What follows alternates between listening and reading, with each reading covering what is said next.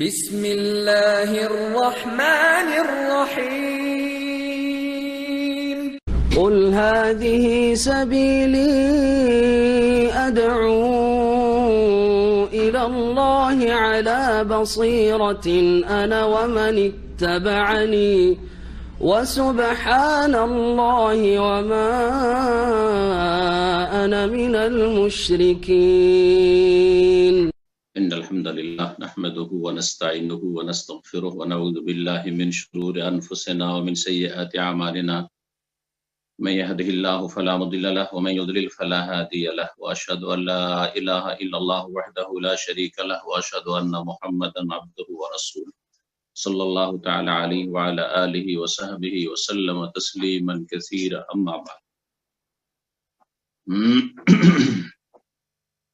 সম্মানিত শ্রোতা ও দর্শক মন্ডলী, আল্লাহ রাব্বুল আলামিনের যাবতীয় প্রশংসা যে আল্লাহ রাব্বুল আলামিন সুউচ্চ সুমহান। আল্লাহ রাব্বুল আলামিন সমস্ত সৃষ্টির ঊর্ধ্বে এবং আল্লাহ রাব্বুল আলামিন সমস্ত সৃষ্টির সমস্ত খবর তার আরশ আজিমের উপর থেকেই রাখেন এবং তাদের যাবতীয় প্রয়োজন পুরা করে থাকেন। তিনি আমাদের সত্যিকার মাবুদ, লা ইলাহা ইল্লাল্লাহ।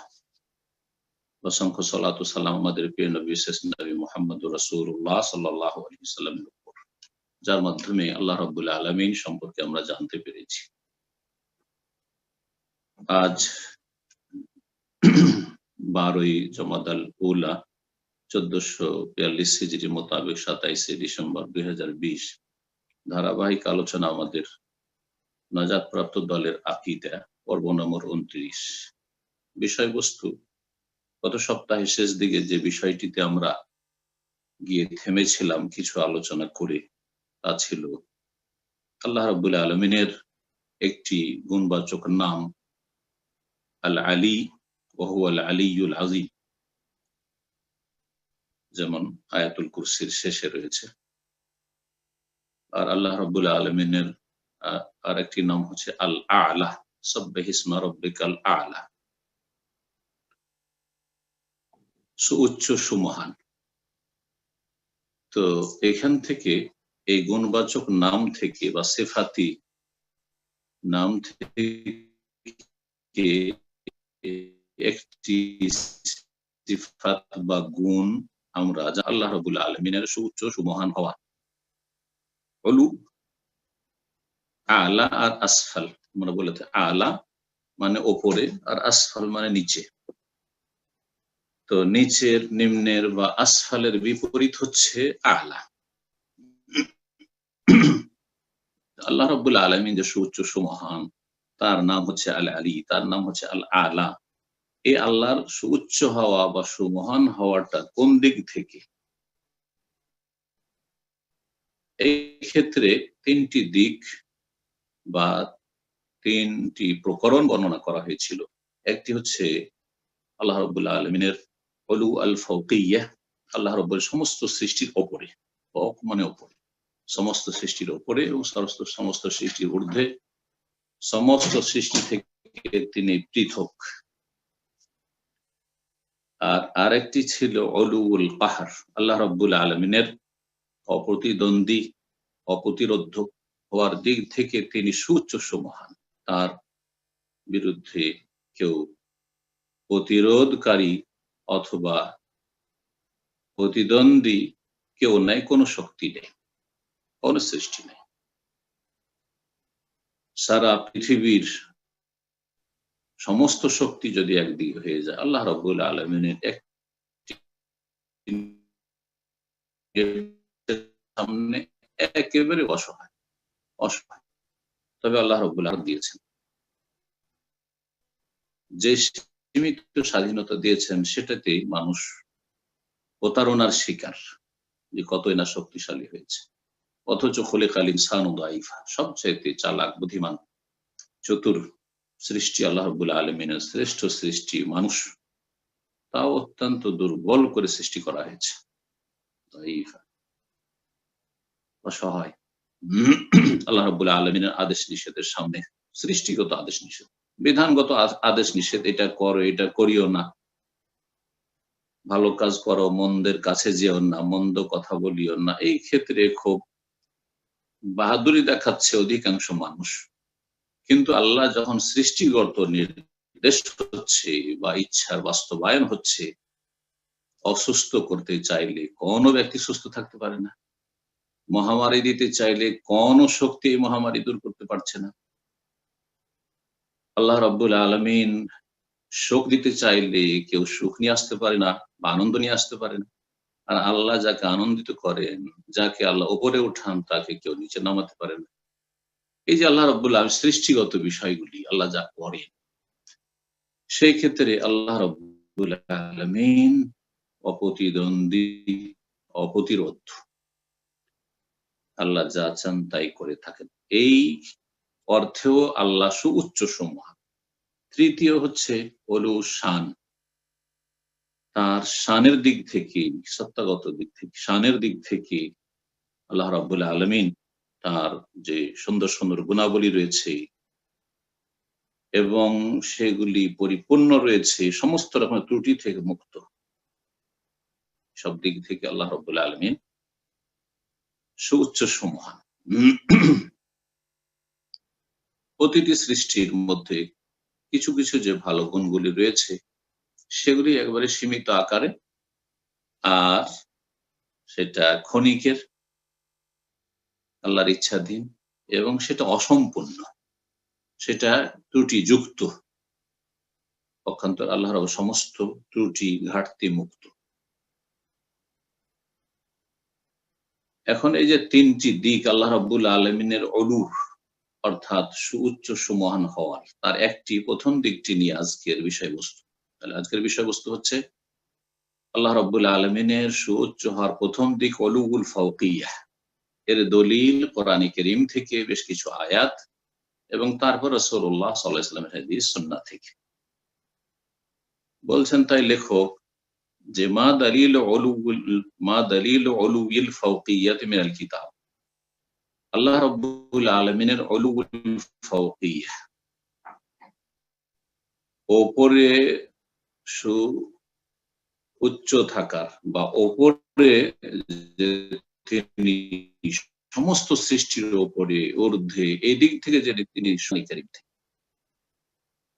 আর তারপরে সুন্নাহ থেকে দলিল পেশ করবেন। প্রথম আয়াতগুলি দেখা যাক। বলছেন আদিল্লাতুস সারিহাতু আলাইহি লা তুআদ্দু ওয়া লা তুহসা, সুস্পষ্ট অনেক দলিল রয়েছে, অসংখ্য দলিল রয়েছে, লা তুআদ্দু, যা গণনার বাইরে, যা আয়াতের বাইরে, অনেক রয়েছে। একটি, দুটি, পাঁচটি, 10টি নয়। কোরআন কারীমের শুরু থেকে শেষ পর্যন্ত যদি অর্থ বুঝে, তাফসীর বুঝে পড়েন, অনেক দলিল আপনি কোরআন কারীমে পাবেন বিভিন্ন সূরায়। ফামিনহা হাযিহিল আসমা ওয়া মা ফি মানাহা, আর এর মধ্যে এই নামগুলি এবং এই রকম নামের অর্থ যেগুলি বহন করে, অর্থাৎ আল আলী, আল আলা, আল জাহির, আল কাহির, আল মুতআল, যে গত সপ্তাহে আয়াতগুলি পড়ে পড়ে শুনিয়েছিলাম, ইল্লা ইবতিগা ওয়াজহি রাব্বিহিল আলা, এগুলিও দলিল। এছাড়াও দলিল হচ্ছে সূরা তাহার আয়াত নম্বর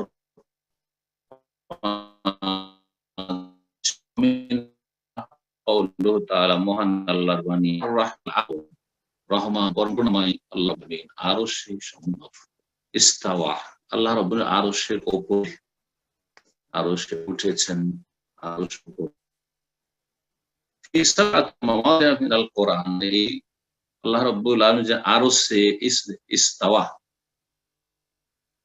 আর রহমান আরশে ইস্তাওয়া, অন্য আয়াতে রয়েছে আল্লাহুল্লাযী খালাকাস সামাওয়াতি ওয়াল আরদা ফি সিত্তাতি আইয়ামিন, আল্লাহ সেই সত্তা যিনি 6 দিনে আকাশসমূহ এবং পৃথিবী সৃষ্টি করেছেন। মাস্তাওয়া আলাল আরশ, অতঃপর আরশে তিনি উঠেছেন বা সমুন্নত হয়েছেন। ফি সাবআতি মাওয়াদি মিনাল কোরআন, কোরআনের 7টি জায়গায় রয়েছে, 7টি আয়াত রয়েছে এই ক্ষেত্রে। এই আয়াতগুলি সংক্ষেপে বললে সূরা আরাফের আয়াত নম্বর 54, 1, সূরা ইউনূসের আয়াত নম্বর 3, সূরা রাদের আয়াত নম্বর 2, সূরা তাহার আয়াত নম্বর 5, সূরা ফুরকান আয়াত নম্বর 59, সূরা সাজদার আয়াত নম্বর 4 এবং সূরা হাদীদ আয়াত নম্বর 4। এই 7টি জায়গায় ইস্তাওয়া মানে আলা ওয়ারতাফা, উপরে উঠেছেন। জি, উপরে থাকা বা উপরে উঠা। আর এটা মানুষের প্রকৃতি, মানুষের প্রকৃতিও এটা, যে রবকে যখন একজন মুমিন বান্দা ডাকে, জি, সে আল্লাহ সম্পর্কে জ্ঞান না থাকলে যখন আল্লাহকে ডাকে মনটা উপর দিকে যায়, হাতটা উপর দিকে উঠে। জি, এটা হচ্ছে মানুষের ফিতরাত। রব্বুল আলামিন সূরাতুল মুলকের আয়াত নম্বর 16-17 বলে, আ'আমিনতুম মান ফিস সামাই, তোমরা কি নির্ভীক হয়ে গেছো সেই সত্তা হতে যিনি আকাশে রয়েছেন। ফিস সামাই মানে আলাস সামা, ফি আলার অর্থ আকাশের ওপরে যিনি রয়েছেন সেই সত্তা থেকে, সেই জাত থেকে তোমরা কি নির্ভীক হয়ে গেছো, মানে কোনো ভয় করো না? কোনো ভয় নেই তোমাদের, কোনো চিন্তা নেই আল্লাহকে বলে? তাহলে যে আল্লাহকে বলে আল্লাহ সতর্ক সাবধান করছেন মানব জাতিকে যে তোমরা কি কোনো ভয় করো না সেই সত্তাকে যিনি আকাশে রয়েছেন, তিনি আল্লাহ। জি, আল্লাহ আকাশের উপর রয়েছেন, সাত আসমানের উপরে রয়েছেন আরশে, সুম্মাস্তাওয়া আলাল আরশ। দুটি আয়াত রয়েছে, 16 এবং 17 নম্বর আয়াত সূরা মুলকের। এইরকমই আল্লাহ রাব্বুল আলামিন ইয়াখাফুনা রাব্বাহুম মিন ফাওকিহিম, তারা ভয় করে তাদের প্রতিপালককে যিনি তাদের উপরে রয়েছেন। জি, সূরা নাহল আয়াত নম্বর 50। জি, আল্লাহ রাব্বুল আলামিনের বান্দারা ইয়াখাফুনা রাব্বাহুম মিন ফাওকিহিম ইয়াফআলুনা মা ইউমারুন। জি, আল্লাহ রাব্বুল আলামিনের বিশেষ করে মালায়েকা যে বান্দা, অনুগত বান্দা, লা ইয়াসুনাল্লাহ মা আমারা। এইরকমই কোরআন কারীমের আয়াত সূরা ফাতির আয়াত নম্বর 10 আল্লাহ বলছেন, ইলাইহি ইয়াসআদুল কালিমুত তাইয়্যিব ওয়াল আমালুস সালিহ, তার দিকেই উন্নীত হয়, চড়ে। সাইদা ইয়াসআদু মানে চড়ে, উঠে।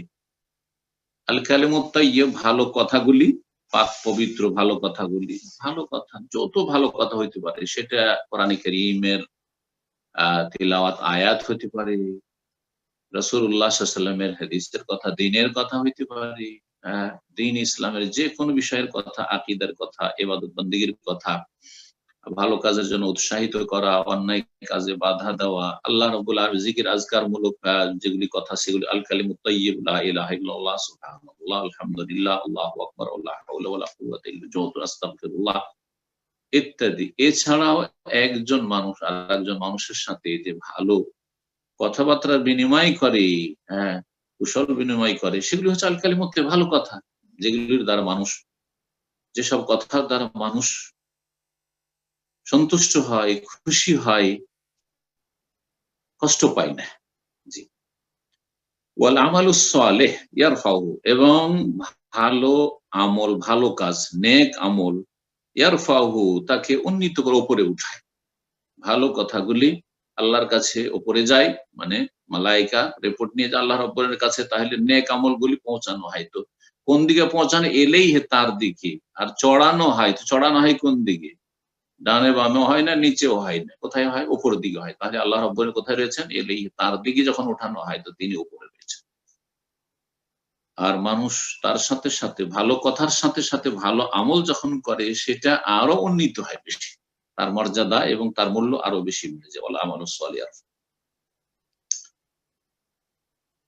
এইরকমই আল্লাহ রাব্বুল সূরা মাআরিজ আয়াত নম্বর 4 এ বলছেন, ওয়া কাউলুহু তাআলা তা'রুজুল মালায়েকাতু ওয়ার রূহু ইলাইহি, মালায়েকা ফেরেশতাগণ উপরে উঠেন। জি, আরাজা ইয়ারজু মানে উপরে ওঠা ও সিঁড়ি চড়া। ওয়ার রূহু ইলাইহি, এবং এমন কি যিনি রুহুল আমিন জিবরাইল আলাইহিস সালাম, তিনিও তার কাছে উঠেন। জি, আল্লাহ রাব্বুল আলামিনের আদেশ নিষেধের ক্ষেত্রে জমিনে আসেন, আবার উপরে ওঠেন, আপন আপন জায়গায় ডিউটিতে আসেন, আবার উপরে আল্লাহর কাছে উঠেন। তা'রুজুল মালায়েকাতু ওয়ার রূহু ইলাইহি। রূহ মানে মানুষের আত্মা করা যেতে পারে। যখন মানুষের মৃত্যু ঘটে, তখন এই রূহ জমিন থেকে আকাশের দিকে উঠানো হয়। আর মুমিন বান্দা যারা, তাদের রূহ, সৎকর্মশীল, তাদের রূহ উপরে লিনে, সুউচ্চ স্থানে লিনে উঠানো হয়। আসমানের দরজা তাদের জন্য খুলে দেওয়া হয়, আহলান সাহলান করা হয়। পক্ষান্তরে অসৎ ব্যক্তি যারা পাপিষ্ট, কাফের, মুশরিক এবং যারা বিভ্রান্ত, পাপে জীবন কাটিয়েছে, হারাম জীবন যাপন করেছে, আল্লাহু আকবার, ওয়াইন্নাল ফুজ্জার লাফি সিজ্জিন ইন্নাল আবরার লাফি নাঈম ওয়া ইন্নাল ফুজ্জার লাফি সিজ্জিন। পাপিষ্ট যারা, তারা সিজ্জিনে থাকবে। সিজ্জিন নিচে, তাদের আত্মাগুলি যখন উপরে নিয়ে যাওয়া হয় তো তাদের জন্য আকাশের দরজা খোলা হয় না। সুতরাং ফেরেশতারা সেগুলিকে ছাড় দিয়ে ফেলে দেয় আর সেগুলি একবার পাতালে সিজ্জিনে চলে যায়। এই মর্মে যে হাদিসগুলি রয়েছে সেগুলি এখানে পেশ করা যেতে পারে। কবরের আযাব এবং মৃত্যুর পরে যে অবস্থা হয় প্রতিটি মানুষের, সে সম্পর্কে যে বিস্তারিত হাদিস বারা ইবনে আযিব রাদিয়াল্লাহু তাআলা আনহু থেকে মুসনাদ আহমদে রয়েছে আর সুনানুল কিতাবাদিত হাদিসগুলি রয়েছে। তো আল্লাহর কাছে ফেরেশতারা চড়ে, আর চড়ে উপর দিকে। জি, তারপরে সূরা সাজদার আয়াত নম্বর 5 এ রয়েছে ইউদাব্বিরুল আমরা মিনাস সামাই আল আরদ। জি, তিনি সমস্ত কাজে নিয়ন্ত্রণ করেন আকাশ থেকে জমিন পর্যন্ত। আকাশ থেকে তো আল্লাহ রাব্বুল আলামিন আকাশের উপরে রয়েছেন, সেখান থেকে জমিন পর্যন্ত যত কিছু রয়েছে সবকিছুর নিয়ন্ত্রণ করেন, তাদবীর করেন আল্লাহ রাব্বুল আলামিন। তাদবীর দাব্বারা, দাব্বির মানে নিয়ন্ত্রণ করা। তো সারা পৃথিবীর সমস্ত কিছু নিয়ন্ত্রণকারী, উত্থান পতনের, ভালো মন্দের, বৃষ্টি অনাবৃষ্টি, সুখ দুঃখ, শান্তি অশান্তি, জি, সমস্ত কিছু নিয়ন্ত্রণ করে আল্লাহ রাব্বুল আলামিন। হায়াত মওত, জি, সুস্থতা অসুস্থতা, সমস্ত কিছু নিয়ন্ত্রণ আল্লাহ রাব্বুল আলামিন।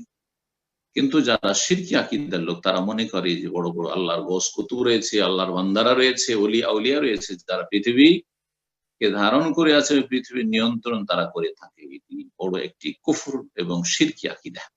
যে আকীদা বিশ্বাসী এই যদি ভ্রান্ত শিরকি ধারণা কেউ রাখে, তাহলে ইসলাম থেকে বহিষ্কৃত।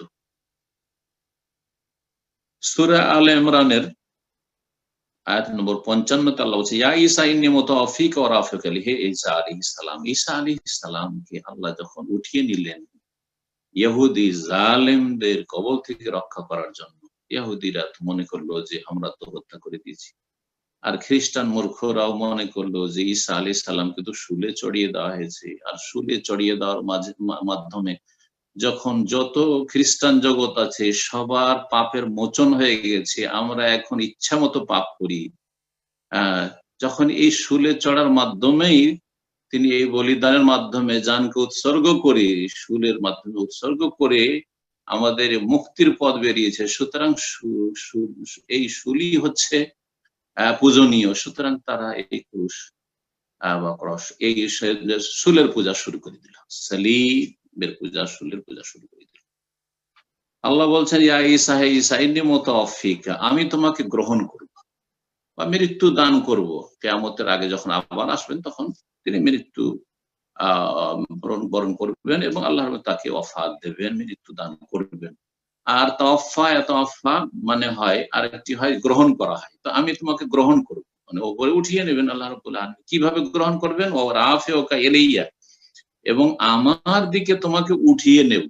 রাফা ইয়ারফা মানে উঠানো, আমার দিকে তোমাকে উঠিয়ে নেব, আর উঠিয়ে নাও ওপর দিকে হয়। সুতরাং আল্লাহ রাব্বুল আলামিন ওপরে রয়েছেন। ওয়া গায়রা যালিকা কাসীর, এছাড়া অনেক আয়াত রয়েছে। এখন বলছেন লেখো, মা দালিলু যালিকা মিনাস সুন্নাহ, সুন্নাহ থেকে, হাদিস থেকে এর দলিল কি? কিছু দলিল বলবেন কি? অর্থাৎ যে বিষয়বস্তু আমাদের, যে আল্লাহ রাব্বুল আলামিনের সুউচ্চ সুমহান হওয়া, উলু, একটা দিক হচ্ছে উলুল ফাওকিয়া, যে তিনি ওপরে রয়েছেন সমস্ত সৃষ্টির। এর দলিল আয়াত থেকে অনেকগুলি আয়াত জানলাম। এখন হাদিস থেকে আমরা জানতে চাই। বেশ কিছু হাদিস সংক্ষেপে নিয়ে এসেছেন, যে অংশটুকু শুধু দলিল সেই অংশটুকু নিয়ে এসেছেন। একটি হাদিসে বিভিন্ন বিষয়বস্তু রয়েছে অথবা লম্বা হাদিস রয়েছে, হাদিসগুলোকে সংক্ষেপ করেছেন এখানে।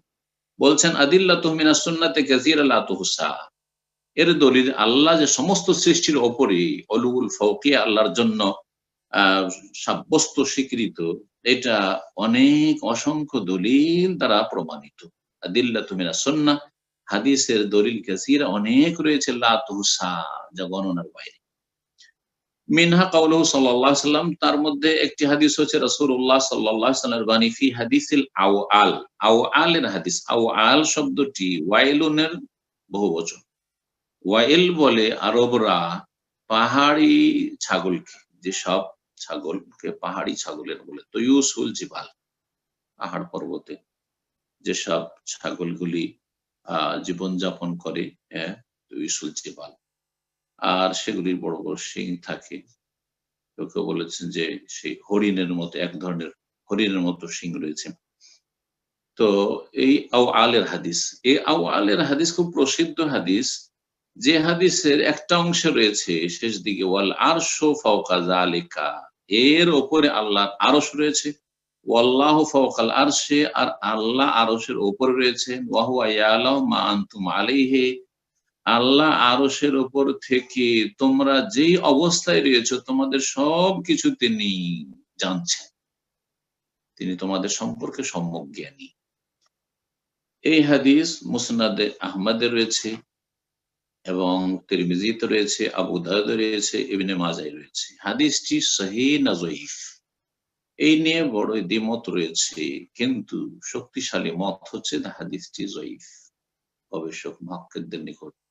যদিও বেশ কিছু বড় বড় আইম্মা কেরাম গেছেন হাদিসটা সহিহ হওয়ার দিকে, যেমন ইবনে তাইমিয়া রাহমাতুল্লাহ আলাইহি, তার বিশিষ্ট ছাত্র ইমাম ইবনুল কাইয়্যিম রাহমাতুল্লাহ আলাইহি হাদিসটিকে সহিহ বলেছেন। এই জন্য আকীদার ক্ষেত্রে এই হাদিসটি পেশ করে থাকেন লেখকও, সেই কথার উপর বিশ্বাসী যে হাদিসটি সহিহ বা হাসান, সেজন্য হাদিসটাকে এখানে দলিল হিসেবে পেশ করেছেন। কিন্তু অন্যান্যরা, আল্লামা আলবানী রহমতুল্লাহ আলাইহি এছাড়াও অনেক আইম্মা কেরাম তার পূর্বে এই হাদিসটিকে যঈফ বলেছেন, হাদিস সহিহ নয়। এই মর্মে যে হাদিস রয়েছে, 5টি হাদিস রয়েছে, টোটাল 5টি হাদিস রয়েছে, সবগুলি যঈফ, সবগুলি দুর্বল। সুতরাং আমরা একটি আকীদার বিষয় প্রমাণ করার জন্য যঈফ হাদিসের মুখাপেক্ষী নই।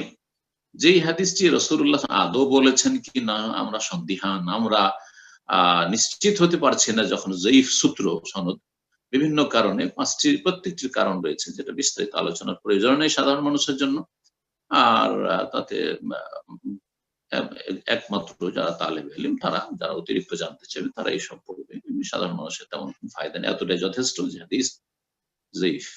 সেই হাদিসে রয়েছে, এতে রয়েছে যে এই জমিনের উপর 7 আসমান রয়েছে, আর এক আসমান থেকে আর এক আসমানের দূরত্বের কথা রয়েছে, আর 7 আসমানের উপর আপনার বাহার, সাগর রয়েছে, আর সাগরের উপর তারপরে এই আপনার পাহাড়ি ছাগল রয়েছে। সেটা ওই ধরনের, কিন্তু আল্লাহ রাব্বুল আলামিনের সে বিশাল সৃষ্টি, আর তার উপরে রয়েছে আল্লাহ রাব্বুল আলামিন আরশ।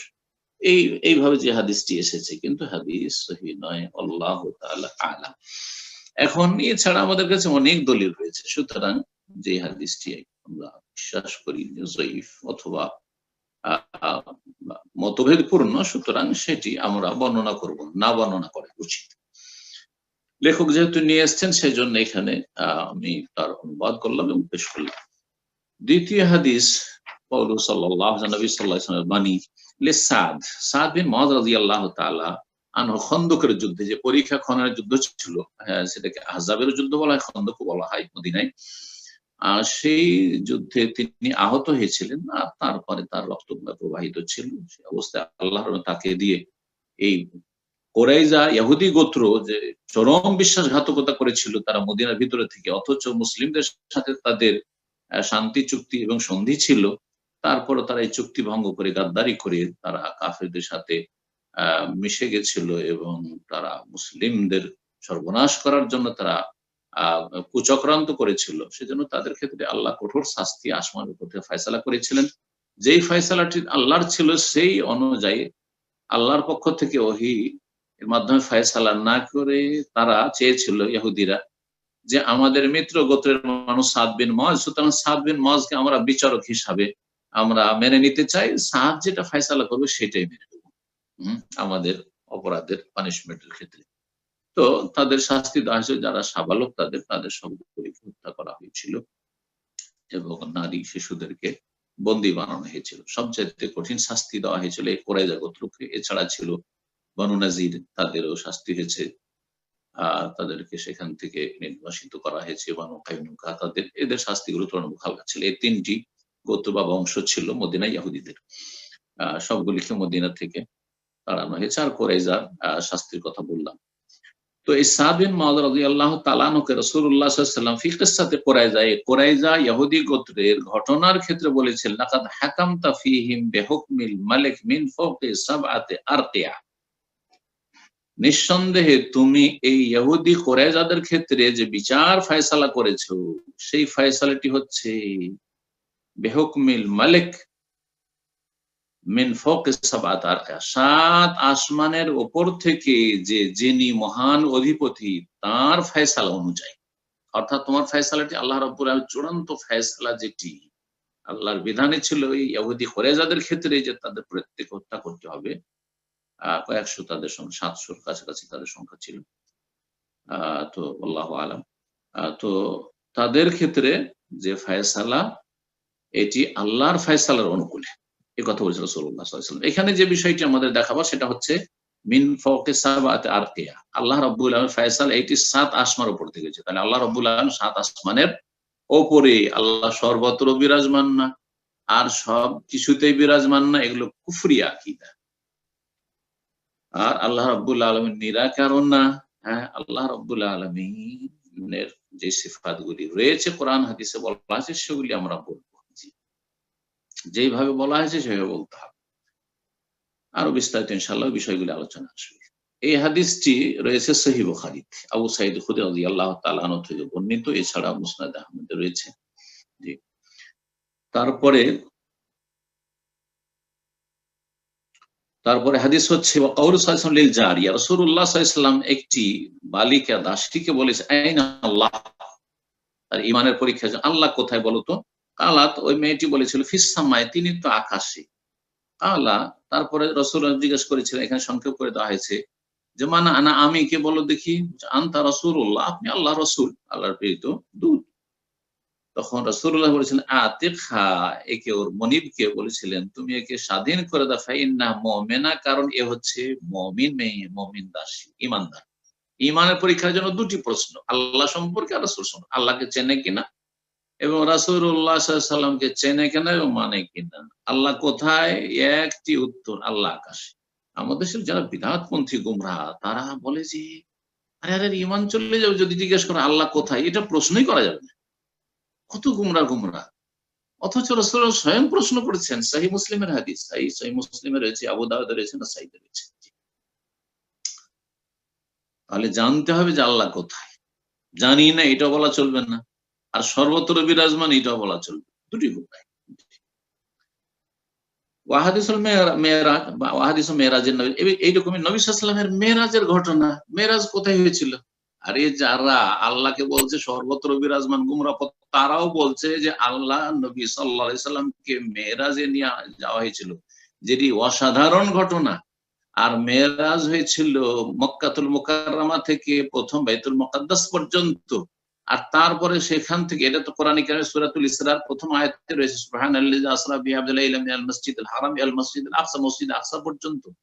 আর তারপরে নৈশ ভ্রমণ যে হয়েছিল ঊর্ধ্ব জগতে, সেটা উপর দিকে 7 আসমানের উপর নিয়ে যাওয়া হয়েছে। প্রতিটি আসমানে গিয়ে দরজা খোলা হয়েছে, ফেরেশতারা দরজা করেছেন, খুলতে বলা হয়েছে। হ্যাঁ, কে আপনি, কে আপনার সাথে কে, ইত্যাদি মেরাজের হাদিস আপনাদের জানা রয়েছে। আর জানা নেই, বিস্তারিত জানতে চাইলে আপনারা বিভিন্ন সূত্র থেকে জানতে পারেন। তো মেরাজ কোন দিকে হয়েছিল?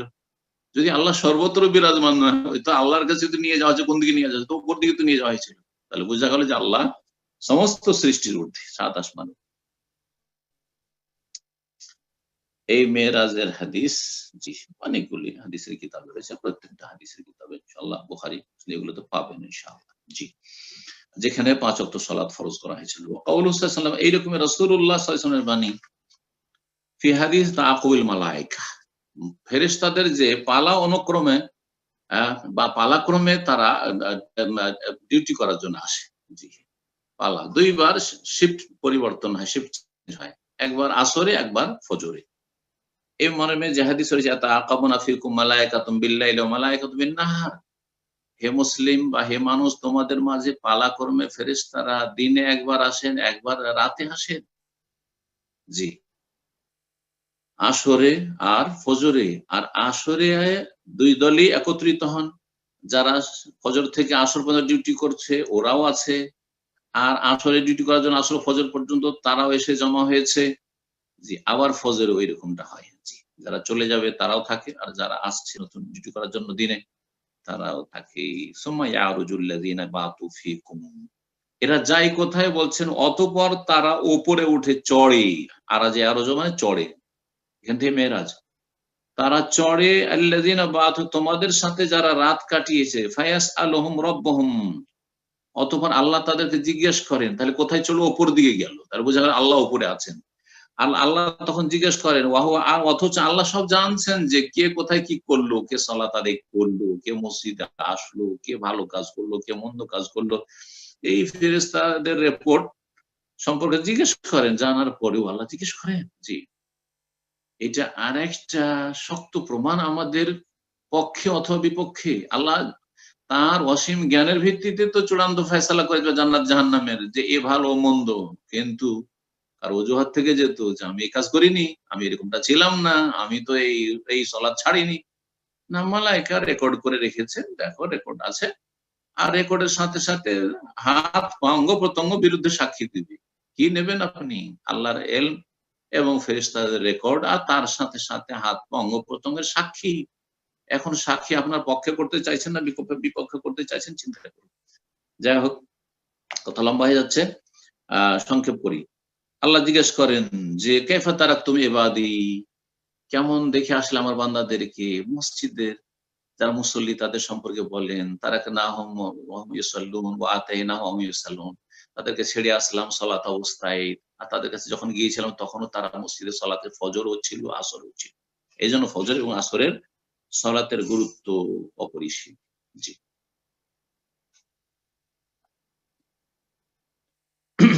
এই হাদিসও সহিহ বুখারী, মুসলিম, নাসাঈতে রয়েছে এবং মুসনাদ আহমদ, মুওয়াত্তা মালিক রয়েছে। এছাড়া হাদিস রাসূলুল্লাহ সাল্লাল্লাহু আলাইহি ওয়াসাল্লামের বলছেন, মান তাসাদ্দাকা বিইদলি তামরাহ মিন কাসাবিন তাইয়্যিবিন, যেই ব্যক্তি একটা খেজুর পরিমাণ, খেজুর সমান সাদকা করবে, একটা খেজুর হালাল উপার্জন থেকে, কিন্তু হালাল হইতে হবে। হারাম লাখ লাখ টাকা খরচ করলেও কাজ হবে না। ওয়ালা ইয়াসআদু ইলাল্লাহ ইল্লা তাইয়্যিব, এবং আল্লাহর কাছে চড়ে না একমাত্র পাক পবিত্র ছাড়া। তাহলে বোঝা গেল পাক পবিত্র ধন সম্পদ থেকে, হালাল ধন সম্পদ থেকে, হালাল উপার্জন থেকে যারা আল্লাহর রাস্তায় সাদকা করে, দান করে, যাকাত দেয়, এটা আল্লাহর দিকে চড়ে, মানে আল্লাহর কাছে কবুল হয় এবং চড়েও। তাহলে এই নেক আমলগুলি আল্লাহর কাছে চড়ে, তাহলে বোঝা গেল যে চড়া উপরের দিকে হয়, আল্লাহ উপরে রয়েছেন। এই হাদিস সহিহ বুখারী, মুসলিম এবং মুসনাদ আহমদে রয়েছে। জি। তারপরে হাদিস রাসূলুল্লাহ সাল্লাল্লাহু আলাইহি ওয়াসাল্লামের ফি হাদিসিল ওয়াহি, ওয়াহির হাদিসে, ইযা কাদাল্লাহুল আমরা ফিস সামায়ে, যখন আল্লাহ কোন চূড়ান্ত ফয়সালা করেন আকাশে, আকাশে ফয়সালা হয়, তার বোঝা আকাশের উপরে সব ফয়সালা হয়। অফিস সামায়ে রিজকু, আকাশে তোমাদের রিজিক, বহু আয়াত কোরআনে কারিমে রয়েছে। রিজিক তোমাদের আকাশে রয়েছে, ওখান থেকে আল্লাহ নামান ওমা নুনাজ্জিলু ইল্লা বিকাদারিন মালুম, আল্লাহ বলছেন। জি, নামান, তাহলে রুজি উপর থেকে নেমে আসে আল্লাহর কাছ থেকে। দারাবাতিল মালায়েকাতু বিআজনিহাতিহা, যখন আল্লাহর চূড়ান্ত ফয়সালা হয় তখন ফেরেশতাগণ খাদআনান লিকাউলি, আল্লাহর বাণীর সামনে অনুগত হয়ে পাখাগুলিকে ঝাড়েন। জি, পাখাগুলিকে ঝাড়েন। যেমন দেখেন যে পাখি মাঝে মাঝে ডানাগুলিকে ঝাড়া দেয়। লিকাউলিহি, আল্লাহর বাণীর সামনে অনুগত হয়ে, কাআন্নাহু সিলসিলাতুন আলা সাফওয়ান, যখন এরকমটা হয় তখন মনে হচ্ছে যে কোন পাথরের উপর যেমন ঝনকার হয় কোন শৃঙ্খলের, শেকল যদি থাকে, আর শেকলকে যদি আপনি বাড়ি দেন পাথরের উপর, তো যে ঝনকার হয় বা ঝনঝন করে আওয়াজ হয়, এরকম আওয়াজ হয়। আল হাদিস। জি, তো এই হাদিস ও রাসূলুল্লাহ সাল্লাল্লাহু আলাইহি ওয়াসাল্লামের সহিহ বুখারীতে রয়েছে, তিরমিজিতে রয়েছে। তারপরে বলছেন ওয়াগায়রা যালিকা, এছাড়া অনেক হাদিস রয়েছে, ওয়াকাদ আকাররা বিযালিকা জামিউল মাখলুকাত, বলছেন যে আল্লাহ রাব্বুল আলামিন, যে আল্লাহকে, যে বান্দা আল্লাহকে বিশ্বাস করে, মুশরিকও আল্লাহকে বিশ্বাস করে, মাজার পূজারী যারা, এমনকি হিন্দুরা, আপনারা যারা হিন্দুদের সাথে কথা বলেছেন, হিন্দুরা অনেকবার ওপরওয়ালা, তাহলে বুঝা গেল যে আল্লাহ উপরে। হিন্দুর প্রকৃতি তো আছে আল্লাহ উপরে, এবং ওপরওয়ালা বলতে তারা দুর্গা বুঝাই না, ওপরওয়ালা বলতে সরস্বতী বুঝাই না, অন্য কোনো দেবদেবী বুঝাই না তারা। মক্কার কাফের মুশরিক যারা কাবার চারিদিকে 360টি মূর্তির পূজা করতো, তারাও বলতো হ্যাঁ যে আল্লাহ উপরে। জি, এটা যুগ যুগ ধরে মানুষ একমাত্র মুলহিদ নাস্তিক ছাড়া যে আল্লাহর অস্তিত্ব বিশ্বাসী নয়। আর এদের প্রকৃতি, এটা হচ্ছে প্রকৃতি বিরোধী। এই জন্য পৃথিবীতে নাস্তিকদের কোনো দেশ নেই।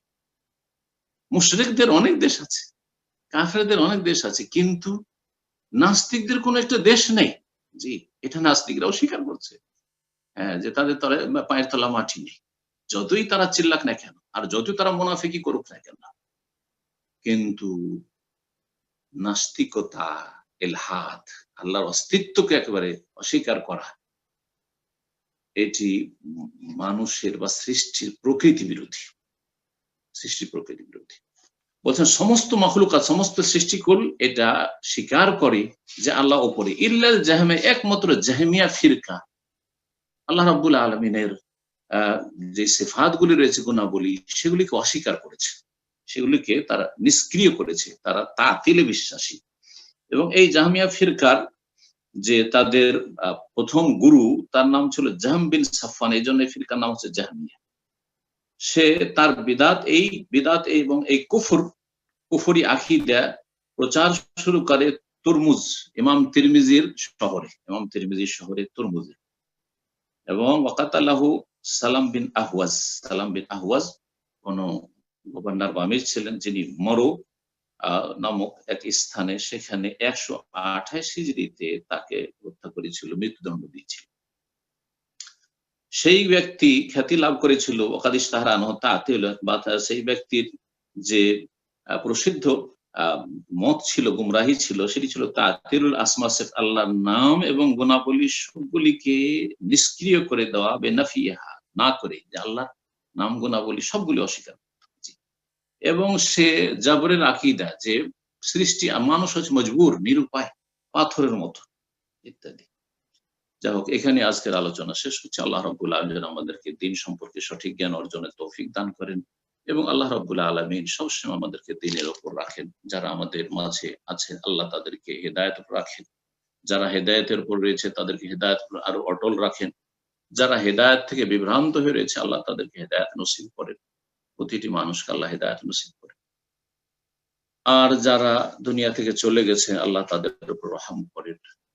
আমাদের মুসলিম ভাই বোন, আপনজন, আত্মীয় স্বজন, প্রিয়জন, যারাই দুনিয়া থেকে চলে গেছে, আল্লাহ তাদের উপর রহম করেন। রব্বানা ইগফির লানা ওয়া লিইখওয়ানিনা আল্লাযীনা সাবাকুনা বিল ঈমান ওয়া লা তাজআল ফী কুলূবিনা গিল্লাল লিল্লাযীনা আমানু রব্বানা ইন্নাকা রাউফুর রাহিম। রব্বিরহামহুমা কামা রাব্বায়ানি সাগীরা। রব্বিরহামহুমা কামা রাব্বায়ানি সাগীরা। রব্বিরহামহুমা কামা রাব্বায়ানি সাগীরা। রব্বিগফির লি ওয়া লিওয়ালিদাইয়া ওয়া লিল মুমিনিনা ইয়াওমা ইয়াকুমুল হিসাব। رب اغفر لي ولوالدي وللمؤمنين يوم يقوم الحساب. رب اغفر لي ولوالدي ولمن دخل بيتي مؤمنا وللمؤمنين والمؤمنات ولا تزد الظالمين إلا تبارا. وصلى الله وسلم على نبينا محمد وعلى آله وصحبه أجمعين. সম্মানিত দ্বীনী ভাই বোনেরা, এখন ইনশাআল্লাহ আমাদের প্রশ্নোত্তর পর্ব শুরু হবে।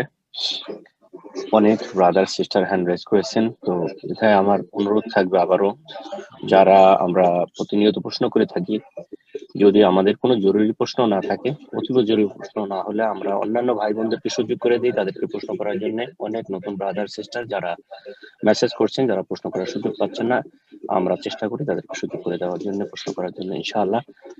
আর অবশ্যই একটা করে প্রশ্ন করব, আমরা সময় না নিয়ে এখনই শুরু করতে যাচ্ছি। আর শুরুতেই প্রশ্ন করবেন ফারহান, আপনি প্রশ্ন করুন।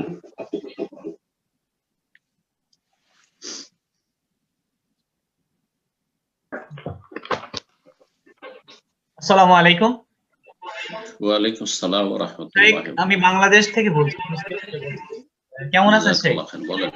জি আলহামদুলিল্লাহ ভালো আছি। বলেন। শেখ, আমি আসলে অনেক দিন ধরেই চাচ্ছি প্রশ্ন করতে। আমার মানে প্রথম প্রশ্ন, আমার দুইটা প্রশ্ন ছিল। মানে প্রথম প্রশ্নটা হচ্ছে যে আমি অনেক বছর ধরে আপনাদের ভিডিও দেখছি। আমি একজন তালেবে ইলম, মানে ভবিষ্যতে আপনাদের লাইনে পড়াশোনা মাশাআল্লাহ, করার ইচ্ছা আছে। মানে আমার একটা খুব মাশাআল্লাহ। সমস্যা, মানে অতি প্রথম অবস্থায় ছিল যখন সহিহ আকীদা গ্রহণ করি, মাঝখানে 1-2 বছর 3 বছর ছিল না, আবার করোনাকালীন সময়ে ভর্তি হয়েছে। সেটা হচ্ছে ওয়াসওয়াসার সমস্যা। জি, এত পরিমাণে ওয়াসওয়াসার সমস্যা ওয়াসওয়াসা। হচ্ছে, মানে মরে যাওয়ার আসসালামু মতো আলাইকুম। হয়। শেখ, যদি আমার মনে হয় একটু কথাগুলো রিপিট হচ্ছে, তো শেখের স্পিকারটা মনে হয় একটু লাউড দেওয়া আছে, একটু সাউন্ডটা কমে নিলে মনে হয় কথাগুলো শুনতে ভালো হতো। আচ্ছা, ঠিক আছে, আমি কমাতে বলছি, জি কমে দিয়েছি। জি, শেখ, জি, মানে এখন বলেন। ওয়াসওয়াসার এত পরিমাণে সমস্যা হয় ইদানিং, মানে গত 1-2 মাস হলো হুম, এক সালাত 50-60 জি, বারও জি, পড়া লাগে। মানে এমন এমন সালাত হওয়ার পরে মনে হয় নিয়ত নাই। আমি জানি যে এই জিনিসগুলো ওয়াসওয়াস, আমি স্পষ্ট জানি যে এই জিনিসগুলো করা যাবে না, তারপরেও মানে করতে হয়। কেন করি আমি এটা আসলে দ্বিতীয় বুঝতে পারছি না। জি, আর দ্বিতীয় প্রশ্ন তো এখন সমাধান, তাই না? মানে মানে জি, এটা মানে দ্বিতীয় প্রশ্ন এত করেন। সিরিয়াস পর্যায়ে যে মানে সালাত আল্লাহু এমনও আছে আকবার। যে সালাতের ওয়াক্ত চলে গিয়েছে, নামাজ 50-60 বার করতে করতে বুঝছি সালাতের বুঝছি ওয়াক্ত চলে বুঝছি বুঝছি এত লম্বা করেন না প্রশ্ন সংক্ষেপ করেন। গিয়েছে। জি আরো শেখ, প্রশ্ন জাযাকাল্লাহ। অনেকের আছে। ব্যাস এটাই না? জি, এটা প্রথম প্রশ্ন। ওয়াসওয়াসা ওয়াসওয়াসা দুইবার করে প্রশ্ন করার সুযোগ নাই, একবারে বলেন কি প্রশ্ন আর আছে। শেখ, আরেকটা ছিল আমার মানে খুবই জরুরি, ওইটা মানে আরেকবার বললে ভালো হবে আমার মনে হয়। যদি অনুমতি দেন তা ঠিক আছে জি, ভাইরা। ইনশাআল্লাহ। আপনি প্রশ্ন করে নিন, সে নোট করে রাখবে। আপনি ওয়াসওয়াসা। জাস্ট আপনার সংক্ষিপ্ত আকারে প্রশ্নটা করে দিন ইনশাআল্লাহ। জি, আমার দ্বিতীয় প্রশ্ন হচ্ছে যে যে এই যে ছোঁয়াচে রোগ বিষয়ে 2 প্রকার হাদিস আছে, যে রোগের কোনো সংক্রমণ নেই, আর হচ্ছে কুষ্ঠরোগী দেখে হুম, সেভাবে পালাও, যেভাবে বাঘসিংহ দেখে পালাও। এই 2 প্রকার হাদিসের সামঞ্জস্য বিধানে যে মানে মুতাকাদ্দিমিন ইমামগণের মধ্যে ইমাম আবু হাতিম, ইমাম বাজি, ইমাম তবারি, হাফিজ ইবনে আব্দুল বার, ইমাম ইবনে হাজার আসকালানি, এনারা যে ব্যাখ্যাটা দিয়েছেন যে ইমান বাঁচানোর জন্য আল্লাহ রাসূল সাবধান থাকতে বলেছেন, কিন্তু আসলে রোগের সংক্রমণ নেই, এটা ইনাদের ব্যাখ্যা। কিন্তু কিন্তু মানে আমাদের শাইখরা বেশিরভাগ সালাফি আলেমই এই ব্যাখ্যাগুলা কিন্তু উল্লেখ করেন না। শুধু জি, ব্যাখ্যাটা উল্লেখ করেন যে রোগের সংক্রমণ ক্ষমতা নেই, কিন্তু আল্লাহর অনুমতিতে ছড়াতে পারে। তাহলে ওই জি, উনাদের ব্যাখ্যাটা কেন উল্লেখ করেন না শাইখরা, এটা আমার এটা বিষয়। আর আচ্ছা, যদি হচ্ছে রোগের সংক্রমণ আচ্ছা, থেকেই থাকে, তাহলে তো একই হাদিসে বলা হচ্ছে যে অশুভ লক্ষণ আছে পেঁচার ডাকে, সফরের মাসে অশুভ আছে, তাহলে তো আল্লাহর অনুমতিতে এইগুলো আছে, যদি আল্লাহর অনুমতিতে রোগের জি, সংক্রমণ থেকে জি, থাকে। আর বাস এটাই আমার প্রশ্ন। যথেষ্ট। বিসমিল্লাহির রহমানির রহিম, আলহামদুলিল্লাহ, ওয়াসসালাতু ওয়াসসালামু আলা রাসূলিল্লাহ ওয়া আলা আলিহি ওয়া সাহবিহি আজমাইন। 3 মিনিট আপনি প্রশ্নই করলেন। এত লম্বা প্রশ্ন করলে তো মুশকিল। তো প্রথম প্রশ্ন ওয়াসওয়াসা সম্পর্কে। ওয়াসওয়াসা শয়তানের পক্ষ থেকে। শয়তান সবসময় মুমিন বান্দাদেরকে পেরেশান করার চেষ্টা করে, এবং শয়তানের এই পেরেশানিতে যে যত বেশি পেরেশান হয় তাকে অত বেশি পেরেশান করে। আর শয়তানের পেরেশানিতে যদি কেউ ভ্রুক্ষেপ না করে, পরোয়াই না করে, বেপরোয়া হয়ে যায়, তখন শয়তান নিরাশ হয়ে যায়। তো সুতরাং শয়তানকে কখনো সুযোগ দেবেন না। জি, যখনই ওয়াসওয়াসা হয়, প্রথম কথা, শয়তান অনিষ্ট থেকে আশ্রয় কামনার জন্য আপনি ইস্তেআজা করবেন। জি, মিন শাররিল ওয়াসওয়াসিল খান্নাস আল্লাযী ইউওয়াসওয়িসু ফি সুদুরিন নাস মিনাল জিন্নাতি ওয়ান নাস। তো ওয়াসওয়াসা শয়তান দেয়, কিন্তু তার জন্য ইস্তেআজার সূরা নাযিল করেছেন আল্লাহ রাব্বুল আলামিন। তারপরে আউযু বিল্লাহি মিনাশ শাইতানির রাজীম, তারপরে আউযু বিল্লাহিস সামিউল আলিম মিনাশ শাইতানির রাজীম মিন হামজিহি ওয়া নাফখিহি ওয়া নাফসিহি। এসব ইস্তেআজা করবেন। একটা কাজ হচ্ছে ইস্তেআজা করা, আল্লাহর কাছে দোয়া করা। কারণ আল্লাহকে যারা আঁকড়ে ধরবে, ওমান ইয়াতাসিম বিল্লাহি ফাকাদ হুদিয়া ইলা সিরাতিন মুস্তাকিম, সেই ব্যক্তি সঠিক পথ প্রাপ্ত, তাকে আল্লাহ অবশ্যই আশ্রয় দেবেন। আম্মা ইউজিবুল মুদ্দার, এমন কোন সত্তা রয়েছে, এমন কে আছে আল্লাহ ছাড়া কেউ নেই যে নিরুপায় অসহায়ের ডাকে সাড়া দেন। যেই ব্যক্তি শয়তান এত ওয়াসওয়াসা দিচ্ছে, সেই ব্যক্তি আল্লাহর শরণাপন্ন হবে, সেই ব্যক্তি মুদ্দার, নিরুপায় হয়ে আল্লাহর কাছে আশ্রয় নেবে, আল্লাহ অবশ্যই আশ্রয় দেবেন। এই ইয়াকিনগুলি তো আপনি ইয়াকিন মজবুত করেন, শয়তান থেকে আপনি ইস্তেআজা করেন, আশ্রয় কামনা করেন। যখন আপনি মাশাআল্লাহ তালেবে ইলম হচ্ছেন, তো কিছু বুঝছেন আমার কথাগুলি বেশি। আর তার সাথে সাথে আপনি ভ্রুক্ষেপ করবেন ওয়াসওয়াসার দিকে। আপনি ধরেন উযুতে যদি ওয়াসওয়াসা হয়, আপনি উযু করে নেন, গোসলে ওয়াসওয়াসা হয়, করে নেন, বাস হয়ে গেল। আমার কথা কি আছে নাকি কোন পরোয়াই করেন না, থাক, আল্লাহ মাফ করবেন। রব্বানা লা তুআখিযনা ইন নাসিনা আও আখতানা, এই আয়াতগুলিকে সামনে রাখ। আল্লাহ ধরবে, আল্লাহ আমাকে ধরিও না বা আমাদেরকে ধরিও না যদি ভুলে যায় অথবা ভুলে যায় অথবা ভুল করি। সুতরাং ভুলে আল্লাহ ধরবেন না, ভুল করলেও ধরবেন না, আপনি ইচ্ছা করে করেন নাই, শয়তানকে সুযোগ দেবেন না এক কথায়। আর এই ক্ষেত্রে আপনি সব সময় আল্লাহর উপর ইয়াকিন বাড়াবেন। আর একটা কাজ এখানে বলি, সেটা হচ্ছে আপনি সবসময় পাক পবিত্র থাকার চেষ্টা করবেন, সবসময় পাক পবিত্র, এবং আপনার উযুটা যেন সহি শুদ্ধ হয়, যাতে করে ওতে কোনো ত্রুটি না থাকে, কাপড় পাক থাকে, সবসময় এই যত্ন নেবেন। কিন্তু আবার ওই ওয়াসওয়াসা না শুরু হয়ে যায়, কি জানি আমার কাপড় নাপাক আছে নাকি, বারবার করে ধোয়া, কি জানি আমার এইটা শুকনো থেকে গেল, বারবার করে আবার উযু অঙ্গ ধোয়া, না, একবার হয়ে গেছে অথবা দুইবার হয়েছে, তিনবার বেশি মোটেই ধুবে না, যথেষ্ট ৩ বার। কোথায় শুকা আছে নাকি, ওয়াসওয়াসা হচ্ছে না, পরোয়া করেন না। তো ইনশাআল্লাহ তাআলা যদি আপনার তাহারাত ভালো থাকে, অন্তরের তাহারাত সবচেয়ে বড় তাহারাত, অন্তরের পবিত্রতা, তারপরে শরীরের তাহারাত, কাপড়ের তাহারাত পবিত্র ঠিক থাকে, আল্লাহর উপর ইয়াকিন থাকে, আল্লাহর কাছে যদি আশ্রয় নেন, আল্লাহ সহায় ছেড়ে দেবেন না, শয়তান থেকে যদি আল্লাহর আশ্রয় কামনা করেন, তো ইনশাআল্লাহ আল্লাহ রাব্বুল আলামিন যে আশ্রয় দেবেন। ওই হাদিসে কুদসিতে নিশ্চয় জানা আছে, ওয়ালাইন ইস্তাযানি লাউইযান্নাহু, যখন বান্দা ফরজ ইবাদত বন্দেগীর পরে নফল বেশি বেশি ইবাদত বন্দেগী করি, আল্লাহ বলছেন যে আমার যখন নৈকট্য প্রাপ্ত হয়, আল্লাহর সান্নিধ্য লাভ করে, তখন সে যদি আমার কাছে আশ্রয় কামনা করে, অবশ্যই আমি তাকে আশ্রয় দিয়ে থাকি, আমার আল্লাহ আশ্রয় দিবেন না। তো এই ওয়াসওয়াসা, আপনি 50 বার কেন যাবেন, 10 বারও যাবেন না। আলহামদুলিল্লাহ, আমি সালাত পড়েছি 10 বার কেন, 2 বার 3 বারও যাবেন না। আমি সালাত পড়েছি, আমার ওযু ঠিক আছে, সালাত পড়ে নিচ্ছি, আলহামদুলিল্লাহ, যথেষ্ট। সন্দেহ হচ্ছে যে 3 পড়লাম না 4, তো কমটা ধরে নি, আরেক রাকাত পুরা করে নেন, ব্যাস যথেষ্ট। বারবার সালাত পড়ার কোনো প্রয়োজন নেই, বারবার ওযু করার কোনো প্রয়োজন নেই। আল্লাহ রাব্বুল যেন আপনার হেফাজত করেন, এবং এটা হয়তো কিছু সময়ের জন্য আছে, এটা আল্লাহর পরীক্ষা হইতে পারে, আল্লাহর পরীক্ষা।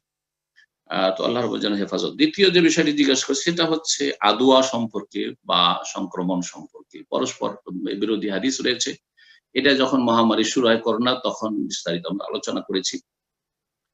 আর এই ক্ষেত্রে এই যে পরস্পর বিরোধী হাদিসগুলো, এর সমন্বয় সম্পর্কে 2টি মত রয়েছে, যেটা ইবনে হাজার রাহমাতুল্লাহ আলাইহি নুখবাতুল ফিকরে যে মুস্তালাহুল হাদিসের কিতাব রয়েছে তাতে উল্লেখ করেছেন। আর এছাড়া অন্যান্য অনেক কিতাব বিস্তারিত আলোচনা রয়েছে। কিন্তু ওলামারা দ্বিতীয়টি যেটি বললেন, সেটা এই জন্যই বলছেন যে এটা বেশি প্রসিদ্ধ মত, এটাই বেশি প্রসিদ্ধ মত। যদিও আগের আইম্মা কেরামরা বলেছেন, তখন মেডিকেল সায়েন্স ছিল না। জি হ্যাঁ, এখন মেডিকেল সায়েন্স হচ্ছে তাজরিবা। মেডিকেল সায়েন্স কি? এটা হচ্ছে তাজরিবা, মানে পরীক্ষা, বাস্তব পরীক্ষা। বাস্তব পরীক্ষাতে তারা বলছে যে না, সংক্রমণ আছে। আর আমাদের আইম্মায়ে কেরাম বলেছেন হ্যাঁ আছে, কিন্তু আমরা যেহেতু রবে বিশ্বাসী এবং রবের কাজে বিশ্বাসী, আমরা তাদের মতো বেদিন নই, আমরা নাস্তিক নই, আমরা বস্তুবাদী নই, আমরা জড়বাদী নই। সুতরাং আমরা বিশ্বাস করি যে রব সবকিছু করে না। এই যে সংক্রমণটা হয়ে থাকে, সেটাও বিইজনিল্লাহি তাআলা আল্লাহর হুকুমে হয়ে থাকে। কিন্তু কেউ যদি বয়ান করে, সেটা তো বয়ান করে, এখন বয়ান করতে পারি যে আসলে সংক্রমণ আরেকটি মত, কিন্তু সেই মতটি এই জন্য বয়ান করে না, আরেকটা কারণ যে সেই মতটি আসলে ঠিক কিনা। এটা ইমাম আবু হাতিম বললেই ঠিক হবে, ইমাম অমুক বললেই ঠিক হবে, জরুরি নাই। অনেক আইম্মা কেরাম, যারা আগের আইম্মা কেরাম ছিলেন মুহাদ্দিসিনদের জামানায়, ইমাম বুখারীর জামানায়, ইমাম বুখারী ওস্তাদ, কিন্তু তাদের ভুল হবে না, কি ভুলের ঊর্ধ্বে ইমাম আবু হানিফা রাহিমাহুল্লাহ, ইমাম শাফি, মালিক, আহমদ, তারা ইমাম বুখারী, মুসলিম মুহাদ্দিসিনদের আগে এসেছে, কিন্তু তাদের কি ভুল হয়নি? তারা ভুলের ঊর্ধ্বে, বহু মাসাইলে ভুল হয়েছে। সুতরাং এই যে সমন্বয়টি যে আসলে নেই, সংক্রমণ বলে কিছু নেই, কিন্তু যদি কেউ আক্রান্ত হয়ে যায়, তখন তার মনে শয়তান ওয়াসওয়াসা দিবে যে এই যে তুমি ওকে ছুঁইলে, এই যে ওর সংস্পর্শে গেলে, ও যে ওর কাছাকাছি উঠা বসা করলে, সেই জন্য এরকমটা হয়ে গেল, তার সাথে কোলাকুলি করলে, সেই জন্য মনে হয় এরকমটা হয়ে গেল। কথা বোঝা গেছে? কিন্তু এটা জরুরি নয় যে এরকম। হ্যাঁ, সংক্রমণ আছে।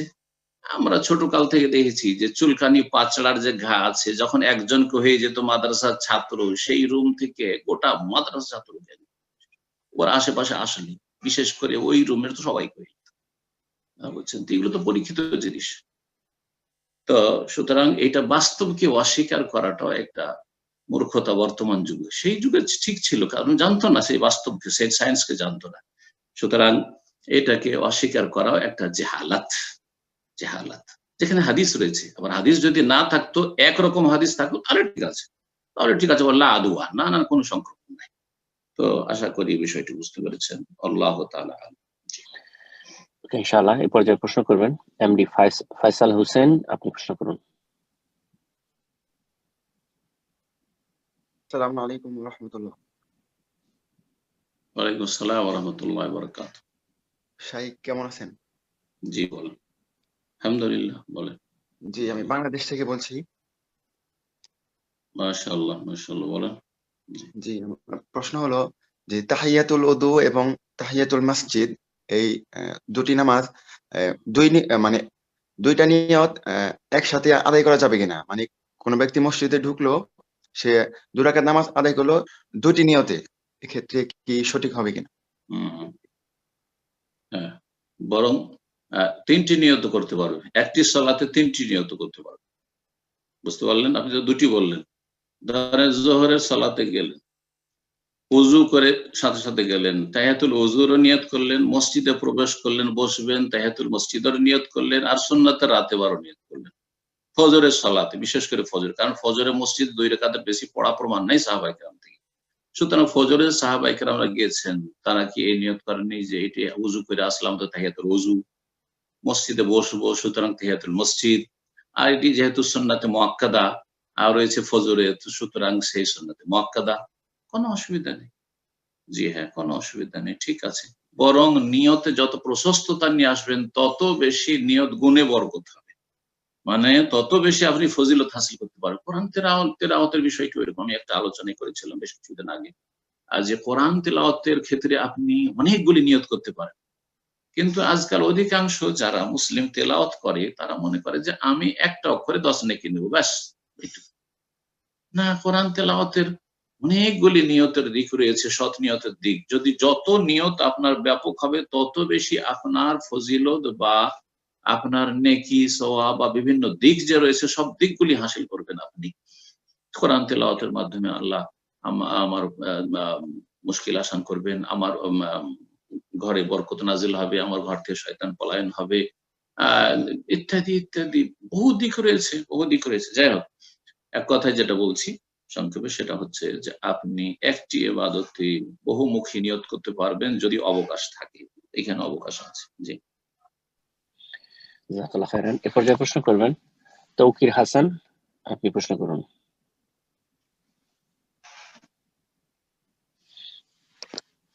আসসালামু আলাইকুম শেখ। আসসালামু আলাইকুম ওয়া রাহমাতুল্লাহি ওয়া বারাকাতুহু। জি বলেন। শেখ বাংলাদেশ থেকে বলছি। জি বলেন। মাশাআল্লাহ, সবাই বাংলাদেশ থেকে এত রাতে জেগে আছেন। পশ্চিম দিকের ভাইয়েরা কোথায়? জি শেখ, শেখ আমার প্রশ্ন হচ্ছে জাযাকাল্লাহ।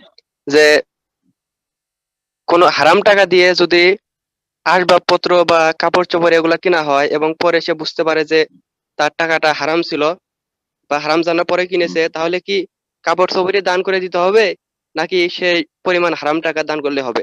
এবং যদি কোনো গবাদি পশু বা গরু ছাগল বা এ জাতীয় কিছু কিনে হারাম টাকা দিয়ে এবং পরে সেগুলা বংশবৃদ্ধি করছে বা অনেক হয়েছে, তাহলে কি সবগুলো দান করে দিতে হবে নাকি যে প্রথমে যে হারাম টাকা দিয়ে কিনছিল সেই হারাম টাকার পরিমাণ দিলে হয়ে যাবে?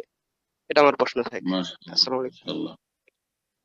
হারাম যদি কেউ আসবাবপত্র মাল সামান হারাম উপার্জন থেকে কিনেছে, তাহলে বা কারো কিছু এদিক সেদিক করেছে, তাহলে সেটা থেকে মুক্ত হইলে হবে। মুক্ত হওয়ার জন্য যদি কোনো ব্যক্তি চেনে তাহলে তাকে ফেরত করবে, আর তার সেই সামানটি রয়েছে আর সুরক্ষিত রয়েছে, সেটা নষ্ট হয়ে যায়নি বা সেটা দুর্বল হয়ে যায়নি, তাহলে সেটাই দিয়ে দিবে।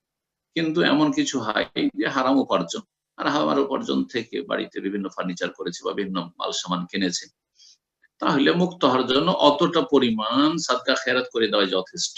হারাম পয়সা দিয়ে ধরেন সোফা কিনেছে, খাট কিনেছে, আরো বাড়ি দরজা জানালা ইত্যাদি করেছে, সব এগুলো তাকে দান করে দিতে হবে? না না, এরকম কথা কেউ বলবে না। এটা অযৌক্তিক কথা।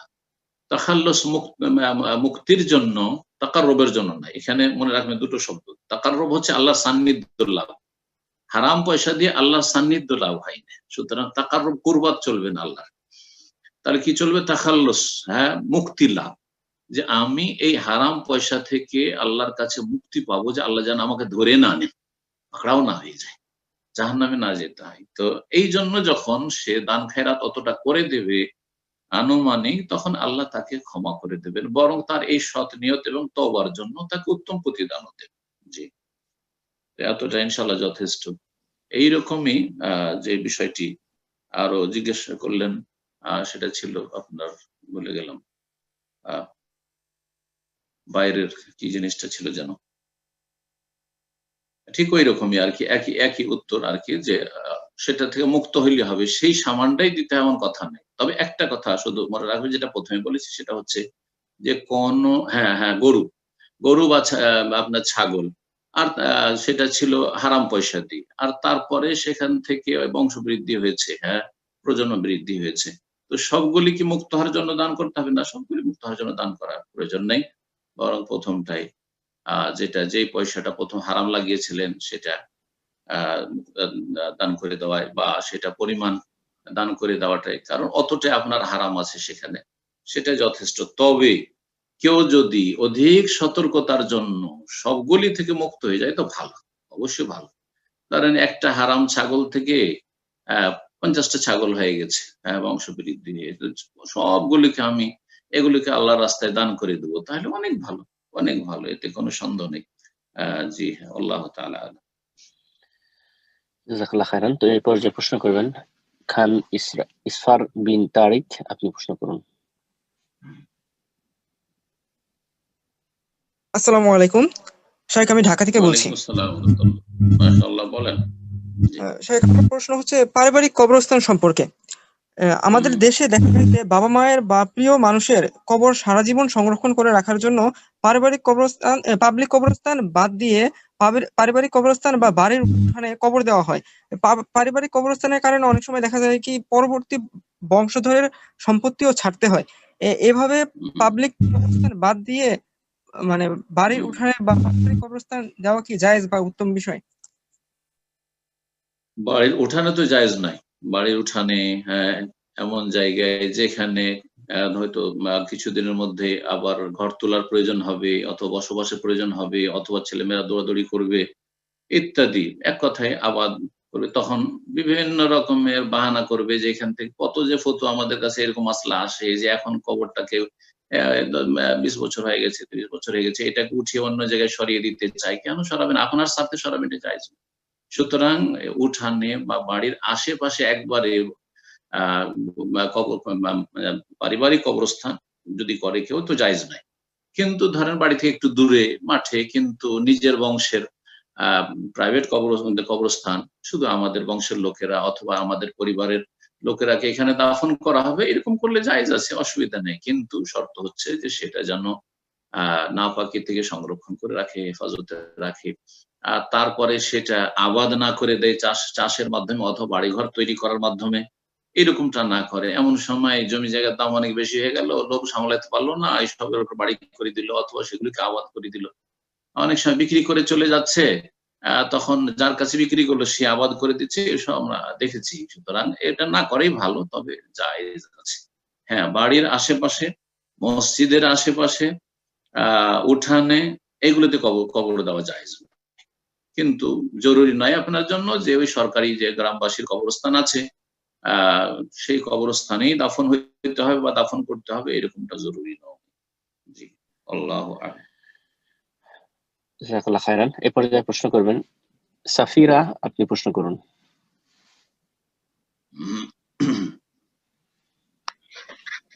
শায়েখ, আসসালামু আলাইকুম ওয়া রাহমাতুল্লাহি ওয়া বারাকাতুহু। ওয়ালাইকুম আসসালাম ওয়া রাহমাতুল্লাহি ওয়া বারাকাতুহু। জি, বলেন। শায়েখ, আমি নিউ ইয়র্ক থেকে বলছি। জাযাকাল্লাহ খাইর, বলেন। জি, আমি আজকে প্রশ্ন করব না আপনাকে, অনেক নতুন ভাই আছে। আপনার বাবার মৃত্যুর কথা শুনে খুব কষ্ট লাগছে। আল্লাহ ওনার কবরের আযাব সহজ করে দেক এবং জান্নাতুল ফেরদৌস দান করুক, আর আপনাকে ধৈর্য ধরার তৌফিক দান করুক। জাযাকাল্লাহ। ওকে, আল্লাহ হাফেজ। সবাইকে যেতে হবে, সবাইকে যেতে হবে। যে কেউ থাকতে আসেনি, যদি কেউ থাকতে পারতো তাহলে আম্বিয়া রাসূলগণ থাকতেন। জি, ওমা জাআলনা লিবাশারি মিন ক্বাবলিকাল খুলদ, আল্লাহ বলছেন হে নবী, কোন মানুষের জন্য আমি স্থায়িত্ব রাখিনি পৃথিবীতে তোমার পূর্বে। আফাই মিথ্যা, সুতরাং তুমি যদি মৃত্যুবরণ করো, তুমি যদি মারা যাও, মারা যাও। অনেকে বেয়াদবি মনে করে জন্য নবী মারা যাওয়া কোরআনে রয়েছে এই বেয়াদবির কথা। বেদাতীদের ধারণায় এই বেয়াদবির কথা কোরআনে কেন রয়েছে? আফাই মিথ্যা, তুমি যদি মারা যাও, হ্যাঁ, আফাই মিথ্যা ফাহুমুল খালেদুন, তারা চিরকাল থাকবে না, তোমার দুশমনরা কেউ থাকবে না। সুতরাং সবাইকে যেতে হবে, সবাইকে যেতে হবে, কেউ আগে কেউ পরে। কোন ফিদ দুনিয়া কান্নাকা গরীব, রাসূলুল্লাহ সাল্লাল্লাহু আলাইহি ওয়াসাল্লাম বলেছেন যে তুমি পৃথিবীতে থাকো যেমন তুমি আগন্তুক, অপরিচিত ব্যক্তি, কেউ চেনে না তোমার। আবির সাবিল, অথবা পথের পথিক, রাস্তায় চলছো তুমি, যে রাস্তায় চলতে চলতে যতটা দুনিয়া থেকে নিতে পারেন, এই হচ্ছে অবস্থা। ওয়াউদ্দা নাফসাকা মিন আহলিল কবুর, আর নিজেকে সব সময় কবরবাসী মনে করো। এখন এখানে আছি, কাল মাটির উপরে, কখন কবরে নিচ্ছে। জি, তো সবাইকে যেতে হবে। আমার আব্বা ইন্তেকাল করেছেন, আল্লাহ রাব্বুল আলামিন যেন ওনার রহম করেন, ওনার গুনাহ খাতা মাফ করেন, ওনাকে জান্নাতুল ফিরদাউস উচ্চ স্থান দান করেন, এবং দোয়া করবেন মুমিন ভাইয়েরা বোনেরা ইনশাআল্লাহ তাআলা। আল্লাহ রাব্বুল আলামিন ওনার জন্য যেন মঙ্গল করেন, এবং আমাদের আত্মীয় স্বজনদের জন্য উত্তম ধৈর্য ধারণে সবরে জমিরের আল্লাহ তৌফিক দান করেন ইনশাআল্লাহ। তো এই পর্যায়ে প্রশ্ন করবেন আব্দুর রাকিব, আপনি প্রশ্ন করুন।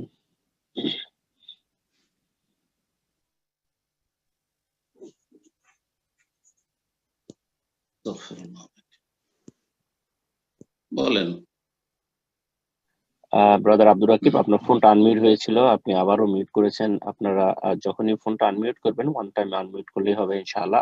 আপনাকে আবারও পরে সুযোগ করে দিব। এ পর্যায়ে প্রশ্ন করবেন তাসলিমা বেগম, আপনি প্রশ্ন করুন।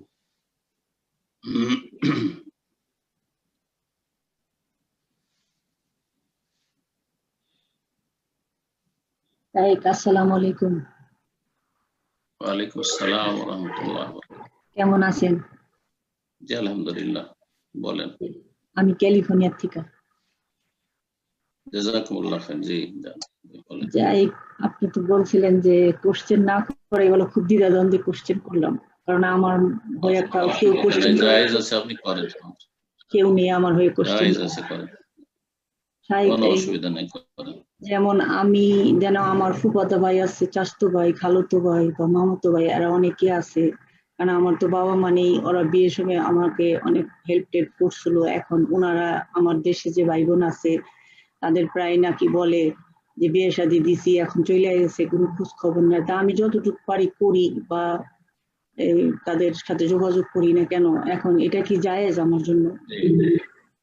ওই ভাইদের চাচতো ভাই, এদের সাথে কি আমার যোগাযোগ মানে টেলিফোন যোগাযোগ, তাই না? টেলিফোন যোগাযোগ জায়েজ, চিঠিপত্র যোগাযোগ জায়েজ, না জায়েজ যোগাযোগ শুধু জায়েজ নয়, যেটা পাপের যোগাযোগ সেটা জায়েজ নয়। নেকির যোগাযোগ, নেকির উদ্দেশ্যে যোগাযোগ জায়েজ, দিনের খাতিরে জায়েজ, মানুষের সাথে সদ্ব্যবহার সদাচরণের ক্ষেত্রে যোগাযোগ জায়েজ। যে কোনো মানুষের সাথে যেখানে ফিতনার আশঙ্কা দেখবেন সেখান থেকে বেঁচে থাকবেন। আর বাকি কথা, ফিতনার যদি আশঙ্কা না থাকে তো যে কোনো উদ্দেশ্যে ব্যবসা বাণিজ্যের জন্য যোগাযোগ মহিলাদের জায়েজ, কোনো অসুবিধা নেই। বাস ফিতনা যেন না হয়। জি, ফিতনা যেন না হয়। ফিতনা থেকে কেউ যদি মুক্ত থাকতে পারে, পুরুষ মুক্ত থাকে, নারী মুক্ত থাকে, যেখানে দেখবেন যে ফিতনার আশঙ্কা আছে, অথবা এই লোকের চরিত্র ভালো মনে হচ্ছে না, অসৎ, বিনা প্রয়োজনে কথা বলতে চায়, তখন তাকে এড়িয়ে চলবেন, তাকে এড়িয়ে চলবেন। জি, ওয়ারিজানিল জাহিলিন, মূর্খদেরকে, জাহিলদেরকে, অসৎ লোকদেরকে এড়িয়ে চলবে। আল্লাহ কোরআনে শিখেছেন। বাকি আত্মীয় স্বজন তারা নন মাহরাম হইলেও তাদের সাথে কথা বলতে পারবেন, কোনো অসুবিধা নেই, যোগাযোগ রাখতে পারবেন, কোনো অসুবিধা নেই। হ্যাঁ, যেটা চলবে না সেটা হচ্ছে যে আপনি বেহায়া বেপরদা হয়ে তাদের সামনে যাবেন না। আপনি অডিও কল দেবেন, ভিডিও কল দেবেন, অডিও কল দেবেন, কোনো অসুবিধা নেই। ভিডিও কল দেবেন, ভিডিও কল দেবেন শুধু মাহরামদের সামনে অথবা মহিলাদের সামনে। জি, সেটাও সতর্কতার সাথে। অনেক মহিলারা রয়েছে তারা দিনদার নাই, যার ফলে ভিডিও কল দিলে ওখানেও একটা মানে একটা খারাপ দিক তার আছে। অনিষ্ট আছে যেগুলো আপনারা ভালো বুঝছেন। সুতরাং যে দেখবেন যদি আখলাক, দিনদার, আমানত ভালো থাকে তাহলে ভিডিও কল দেবেন, আর না হলে ভিডিও কল দেবেন না। মাহরামদের সাথে ঠিক আছে, বাবা আছে, আপন ভাই আছে, অথবা ছেলে মেয়েরা আছে, ঠিক আছে, জামাই আছে, ভিডিও কল দিতে পারেন, কোনো অসুবিধা। এক কথায় মাহরাম হলে ভিডিও কল দিতে পারেন, নন মাহরাম হলে অডিও কলে কথা বলবেন। জি, ফাত্তাকুল্লাহ মাস্তাতা, যথাসাধ্য আল্লাহকে ভয় করো এবং সৎ নিয়তে যে কারো সাথে বৈধ কাজে যে কোনো ব্যক্তির সাথে যোগাযোগ করতে পারেন, কোনো অসুবিধা ইনশাআল্লাহ। জাযাকুমুল্লাহ। বারাকাল্লাহু ফিকুম। তো ইনশাআল্লাহ আমি আবারও সুযোগ করে দিচ্ছি আব্দুর রাকিব, আপনি প্রশ্ন করুন।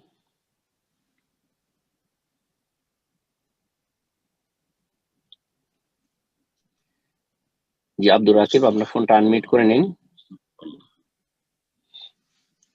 আব্দুর রাকিব মানে এইসব বিষয় বুঝে না মনে হয়। ইনশাআল্লাহ জি, গত সপ্তাহে প্রবলেম হয়েছে। জি শেষ। তো ইনশাআল্লাহ আমরা এরপর যে আরেকজন ব্রাদারকে বা সিস্টার আরেকজন সুযোগ করে দিচ্ছি ইনশাআল্লাহ। জি, মোহাম্মদ মইনুল ইসলাম প্রশ্ন করবেন ইনশাআল্লাহ। জাযাকাল্লাহ খাইরান। আপনি প্রশ্ন করুন মোহাম্মদ মইনুল ইসলাম।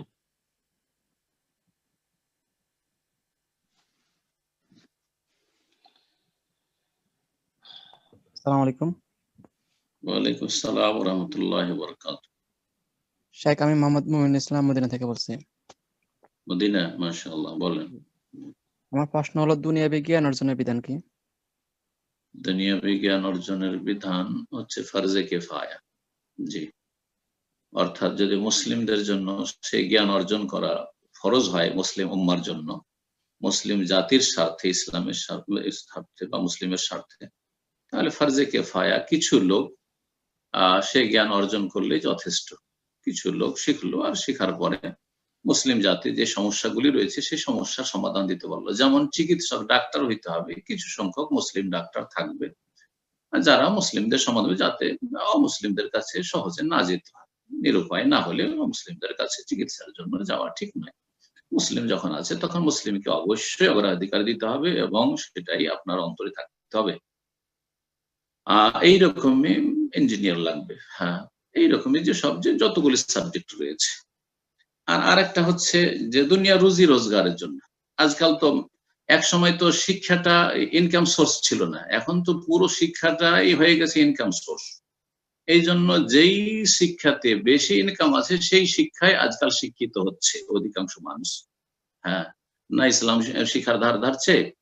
আগের যুগে যারা অমুসলিমও ছিল, ইসলাম শিখতো না, তারাও কিছু সভ্যতা শিখতো, আখলাক চরিত্র শিখতো, ভদ্রতা শিখতো। এখন ওই সবও শিখে না।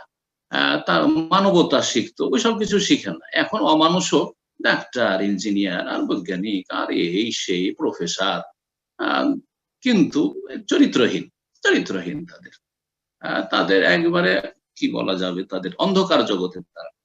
তো এক কথাই আজকাল লেখাপড়া হচ্ছে দুনিয়ার স্বার্থে, অর্থাৎ ইনকাম সোর্স হিসাবে, যে আমাকে রুজি রোজগার করে খেতে হবে। এই ক্ষেত্রে বলবো যে এই ক্ষেত্রে ফরজে কিফায়া না, এই ক্ষেত্রে আপনার জন্য জায়েজ, যেটা আপনার সুবিধা হয়। যদি সেই শিক্ষাটি জায়েজ হয় তাহলে সেই শিক্ষা আপনার জন্য জায়েজ। যেমন যদি জিজ্ঞেস করেন আমাকে যে আমার ব্যবসা করা কেমন, ব্যবসা করা জায়েজ না, ব্যবসা করা ফরজ না, ব্যবসা করা সুন্নাত, ব্যবসা করা জায়েজ। আপনি ব্যবসা না করে যদি বলেন কৃষি কাজ করবো, তাও বলবো জায়েজ। যদি আপনি বলেন যে শিক্ষকতা করবো বা আমি চাকরি করবো প্রাইভেট অথবা সরকারি, তাও জায়েজ বলবো। ওই রকমই দুনিয়ার শিক্ষা এইরকম অবস্থায় আপনার স্বার্থে, আপনার পরিবারের স্বার্থে যদি করেন বা ইনকামের স্বার্থে, তাহলে জায়েজ। আর যদি মুসলিম উম্মার স্বার্থে করেন তাহলে ফরজে কিফায়া, কিছু মুসলিম উম্মার লোকেরা যোগ্যতা সম্পন্ন হইলে আর অমুসলিমদের দ্বারস্থ হইতে হবে না। জি, জাযাকাল্লাহ খাইরান। তো আমি শেষবারের মতো আব্দুর রাকিব আপনাকে আবারও সুযোগ করে দিচ্ছি, যেহেতু গত সপ্তাহে চেষ্টা করেছিলেন। আপনাকে যখন আনমিউট করতে বলা হয় আপনি ফোনটাকে আনমিউট করে নেবেন, ফলো দ্য ইনস্ট্রাকশন। ইনশাআল্লাহ আপনার স্ক্রিনে দেখাবে আনমিউট করার জন্য। আপনার ফোনটা আনমিউট করে নিন আব্দুর রাকিব। জি, প্রশ্ন করুন।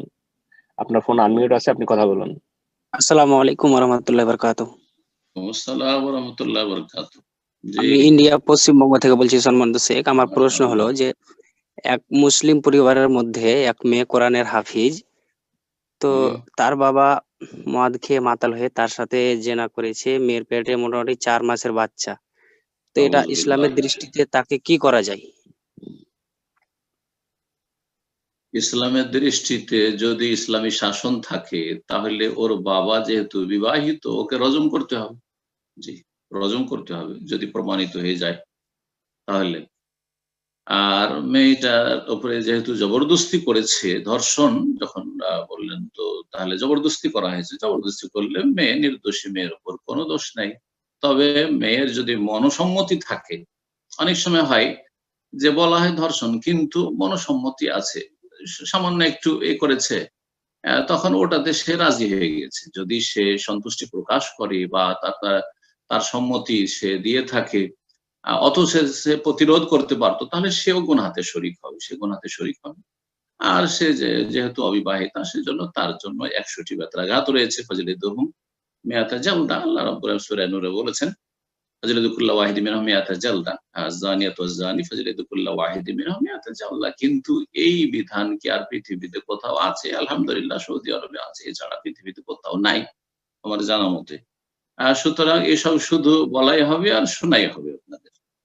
এখন যেটি বলবো সেটা হচ্ছে যে যতটা করতে পারবেন ততটা করবেন। ফাত্তাকুল্লাহ মাস্তাতাতুম, যথাসাধ্য আল্লাহকে ভয় করো।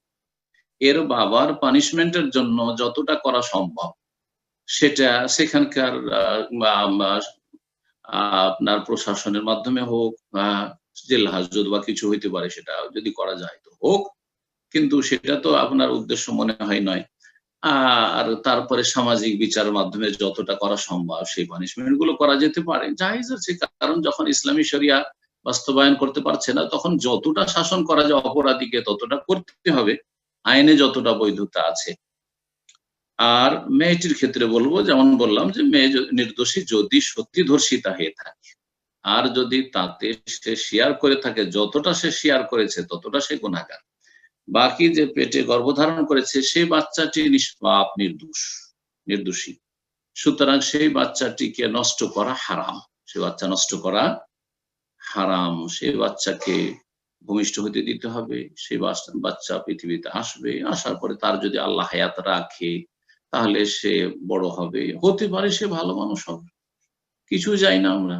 এই নয় যে হারাম অবৈধ সন্তান হলে সেটা ভালো হবে না, এমন কোনো কথা তো কোরআন হাদিসে নেই।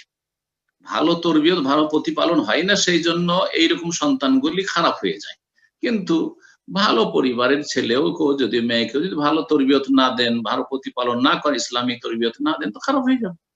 তো এই ছেলেকে ভালো তরবিয়ত দেওয়ার চেষ্টা করবে, এবং এই ছেলে যেহেতু হারাম অবৈধভাবে গর্ভধারণ করেছে, সুতরাং এই ছেলেকে সম্পৃক্ত করা হবে মায়ের সাথে, মানে মেয়েটির সাথে, বাবার সাথে না, কারণ এই বাবা নয়, হারাম, এই বাবা না।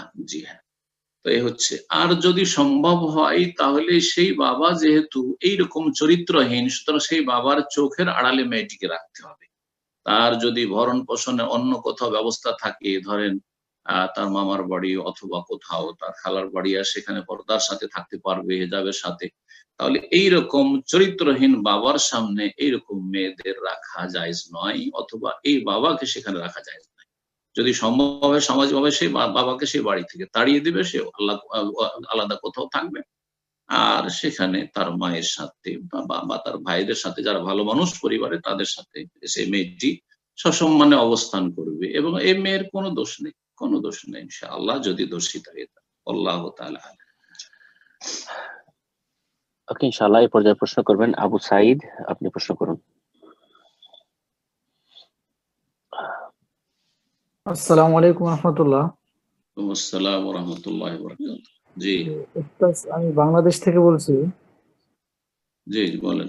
আমার প্রশ্ন হচ্ছে যে এমন আলেমের লেকচার শোনা যাবে কিনা যে আল্লাহর ধরন বর্ণনা করে, সিফাতের ধরন বর্ণনা করে, যেমন আল্লাহর হাতের কথা বললো, সে আল্লাহর হাত ওঠালো, অথবা আল্লাহর পায়ের কথা বললো, নিজের পা দেখালো, অথবা আল্লাহর চেহারার কথা বললো, সে হাত দিয়ে ইশারা করে নিজের চেহারা দেখালো।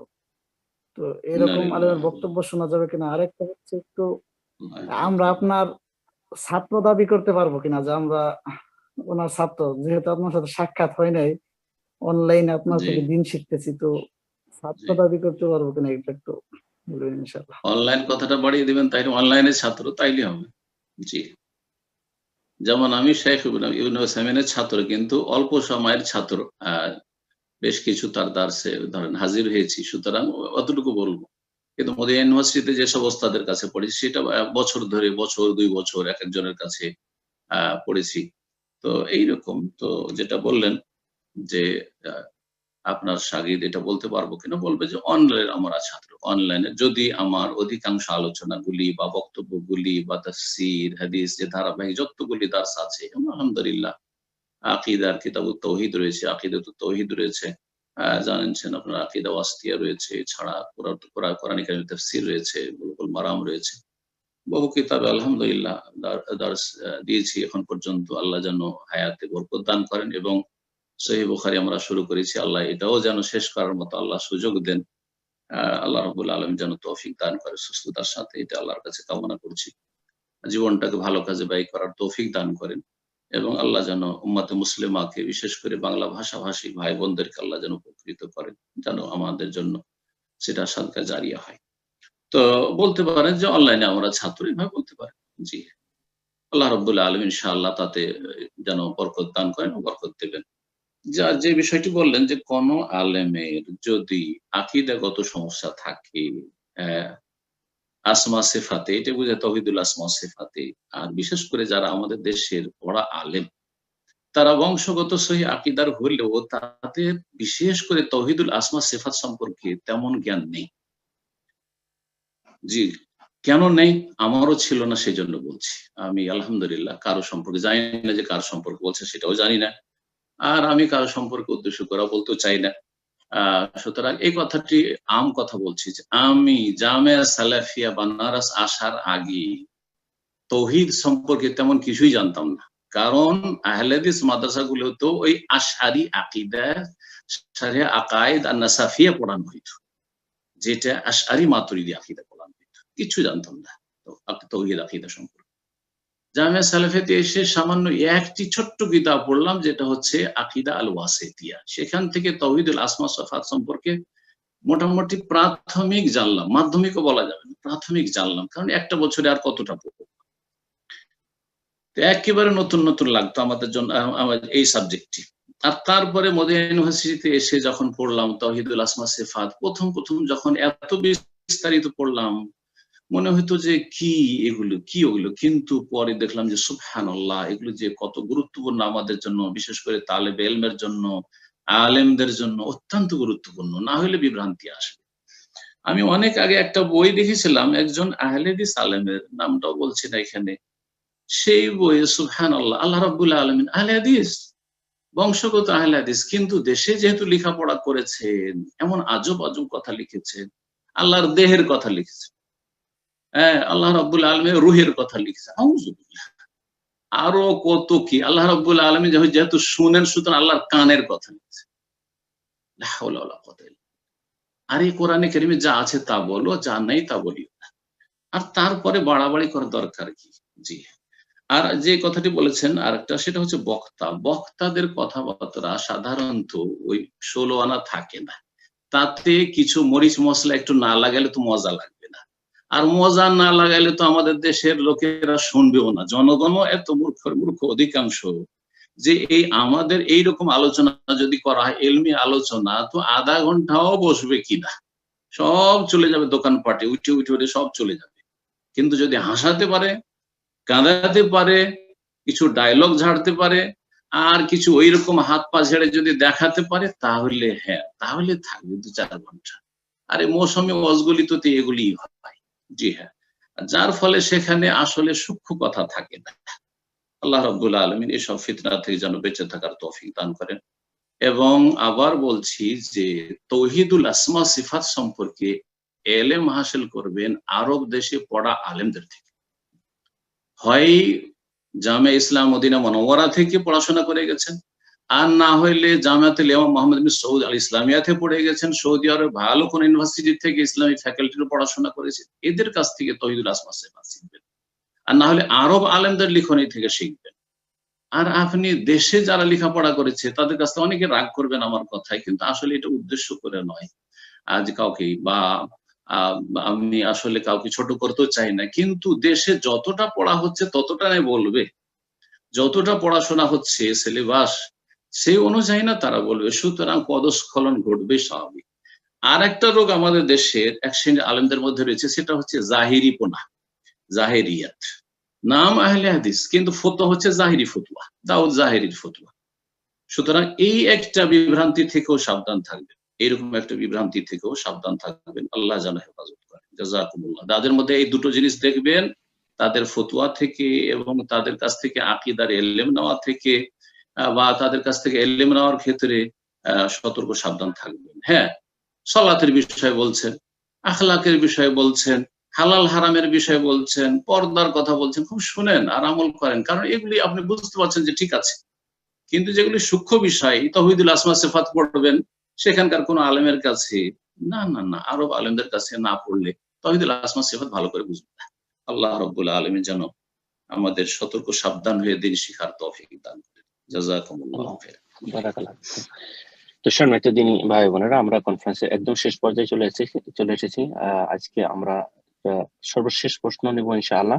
তার পূর্বে আমি জাস্ট ওই সকল ভাই বোনদের উদ্দেশ্যে বলবো যারা হয়তো আজকে প্রশ্ন করতে পারলেন না, অনেকেই হ্যান্ড রেজ করে আছেন এখনো। আপনারা চেষ্টা করবেন নেক্সট উইকে দুপুর 1টার সময় প্রোগ্রামে অ্যাটেন্ড করে শুরুতেই হ্যান্ড রেজ করার জন্য। আমরা চেষ্টা করবো আপনাদের প্রশ্নগুলো নেওয়ার জন্য ইনশাআল্লাহ তাআলা। তো আমরা আজকের সর্বশেষ প্রশ্ন করবেন মোহাম্মদ হোসেন মাস্টার। আপনি প্রশ্ন করুন।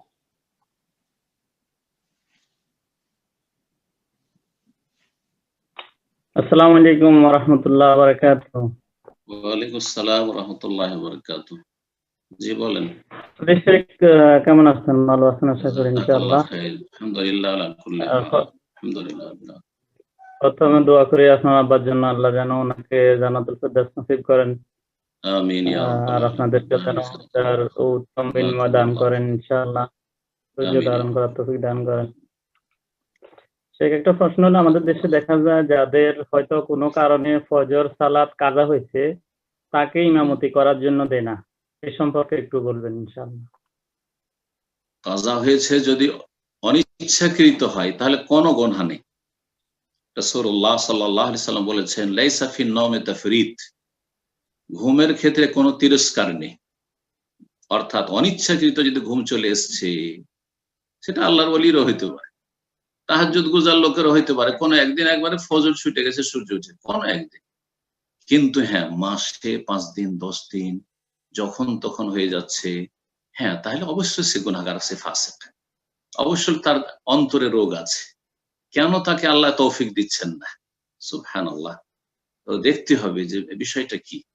যদি দেখা যায় যে কখনো মাঝে মধ্যে এরকমটা হয়ে গেল, খুব ক্লান্ত ছিল বা অসুস্থ ছিল, অথবা সেই দিন কেন ঘুম চেপে গেছে, হ্যাঁ ভালো মানুষের হইতে পারে। জি, রাসূলুল্লাহ সাহাবায়ে কেরাম রাসূলুল্লাহ সাল্লাল্লাহু আলাইহি ওয়াসাল্লাম একজনকে পাহারাতে লাগিয়েছেন সফরে কোনো এক জায়গায় গিয়ে অবস্থান করে, রাতের শেষ দিকে একটু 2-4 ঘন্টা আছে, চলো একটু আমরা বিশ্রাম করি আর তুমি পাহারা দাও। যে পাহারা দিয়েছিল তারও চোখ বন্ধ হয়ে গেছে। বলছে যে আমরা যখন মানে রোদ্র আমাদের গায়ে লেগেছে তখন আমরা জেগে উঠেছি, মানে কত দেরি হয়ে গেছিল। রাসূলুল্লাহ সাল্লাল্লাহু আলাইহি ওয়াসাল্লাম তাড়াতাড়ি করে সব ওযু করতে বলেন, আর তারপর যে এই জায়গাতে শয়তান হাজির হয়েছে, চলো একটু স্থানটা চেঞ্জ করি আর তারপরে আমরা সালাত আদায় করি। মান নামা আন সালাতিন আও নাসিয়া ফালিউসাল্লি ইযা যাকারহা, যেই ব্যক্তি কোন সালাতের সময় অনিচ্ছাকৃত ঘুমিয়ে থেকে গেল অথবা ভুলেই গেল, আর সেই সালাতটা সারা জীবন পড়া হলো না, ভুলেই গেছে যে আজকে জোহর পড়ি, মনেও হলো না, বলছে ফালিউসাল্লিহা ইযা যাকারহা, স্মরণ হবে অথবা যখনই ঘুম ভাঙবে তখনই যেন পড়ে নেয়। ফাইন্না যালিকা ওয়াক্ত, ওইটি হচ্ছে তার সময়, তার কোনো গুনাহ নেই। লা কাফারাতা লাহা ইল্লা যালিক, এর কোনো কাফারা নেই, টাকা পয়সা দিয়ে কাফারা চলবে না সালাতের। কিন্তু অবহেলা করে, গাফিলতি করে, গড়িমসি করে, উঠছি, অ্যালার্ম বন্ধ করে দিল, শুয়ে থাকলো, বদ অভ্যাস, প্রায় উঠতে পারে না, খুব কষ্ট লাগে তাকে সালাতের জন্য উঠতে। যখন সালাতে দাঁড়ায় একেবারে ক্লান্তি ভরে অলসতার সাথে, ফজর পড়তে খুব কষ্ট লাগে, তাহলে জানতে হবে যে মুনাফিক, হ্যাঁ মুনাফিক এখনো ঢুকে আছে। তাই ওই লোককে, ওর চাইতে যদি ভালো মানুষ হয় তাহলে বলবে যে ভাই ভালো মানুষরা ইমামতি করুক, ভালো মানুষরা ইমামতি করুক। জি, কিন্তু তারপরেও ফাসিকের পিছনে সালাত জায়েজ, কাফের পিছনে সালাত জায়েজ না। কেউ যদি তারেকে সালাতই পড়ে না, ও 4 ওয়াক্ত পড়ে, ফজর পড়ে না, তো বলবো যে হ্যাঁ ওর ইমামতি জায়েজ নেই। যেমন মাজারিকেও সেজদাকারী হলে তার পিছনে সালাত পড়া জায়েজ নয়, ঠিক তেমনই বেনামাজি 4 ওয়াক্ত পড়ে ফজর পড়ে না, অমুক টাইমে পড়ে না, সূর্য ডুবিয়ে দেয় আসর পড়ে না, তাহলে তার পিছনে সালাত পড়া জায়েজ নয়, কারণ সে কুফরিতে আছে, যতক্ষণ পর্যন্ত তওবা করে না আসবে। তো আশা করি বিষয়টি বুঝতে পেরেছেন। আল্লাহু তাআলা জাযাকুমুল্লাহ। বারাকাল্লাহ ফিকুম শেখ। তো ইনশাআল্লাহ আজকে শেষ করে দেন এখানে, ইনশাআল্লাহ নেক্সট উইকে বাকি আলোচনা আমরা শুনবো ইনশাআল্লাহ। জাযাকুমুল্লাহ খাইরান। আজকের আলোচনা আপনারা যে মনোযোগ দিয়ে শুনলেন, আল্লাহ রাব্বুল আলামিন যেন আমাদের এই সমস্ত কথাগুলি দিয়ে উপকৃত করেন এবং এতে অনিচ্ছাকৃত যদি কোনো ভুল হয়ে যায় তো আল্লাহ যেন মাফ করে দেন এবং সংশোধনের তৌফিক দান করেন, এবং সেই সব ভুল থেকে আপনাদেরকেও যেন আল্লাহ সতর্ক সাবধান করে দেন এবং বেঁচে থাকার তৌফিক দান করেন। আল্লাহ রাব্বুল আলামিন যেন আমাদেরকে হক যেখান থেকে আসুক না কেন কবুল করার তৌফিক দান করেন। আল্লাহ আমাদের অন্তরকে যেন প্রশস্ত করে দেন, আমাদের বক্ষকে যেন খুলে দেন, এবং আল্লাহ রাব্বুল আলামিন যেন হক মেনে নেওয়ার জন্য সবসময় প্রস্তুত থাকার তৌফিক দান করেন। এবং আল্লাহ রাব্বুল আলামিনের কাছে দোয়া করি, বিশেষভাবে আমার আব্বা রাহমাতুল্লাহি আলাইহি ইন্তেকাল করেছেন, আল্লাহ যেন তাকে জান্নাতুল ফিরদৌস দান করেন। আল্লাহ রাব্বুল আলামিন তাকে আম্বিয়া, সিদ্দিকিন, শুহাদা, সালেহিনদের সাথে যেন স্থান দান করেন, কবরকে যেন জান্নাতের রওজা বানিয়ে দেন, এবং আল্লাহ রাব্বুল আলামিন তার বারজাখী জীবনকে যেন সুখময় করেন। আল্লাহ রাব্বুল আলামিনের কাছে দোয়া করি তার গুনাহ খাতা যেন আল্লাহ মাফ করে দেন। رب ارحمهما كما ربياني صغيرا رب ارحمهما كما ربياني صغيرا رب ارحمهما كما ربياني صغيرا رب اغفر لي ولوالدي وللمؤمنين يوم يقوم الحساب ربنا اغفر لنا ولإخواننا الذين سبقونا بالإيمان ولا تجعل في قلوبنا غلا للذين آمنوا ربنا إنك رؤوف رحيم سبحان ربك رب العزة عما يصفون وسلام على المرسلين والحمد لله رب العالمين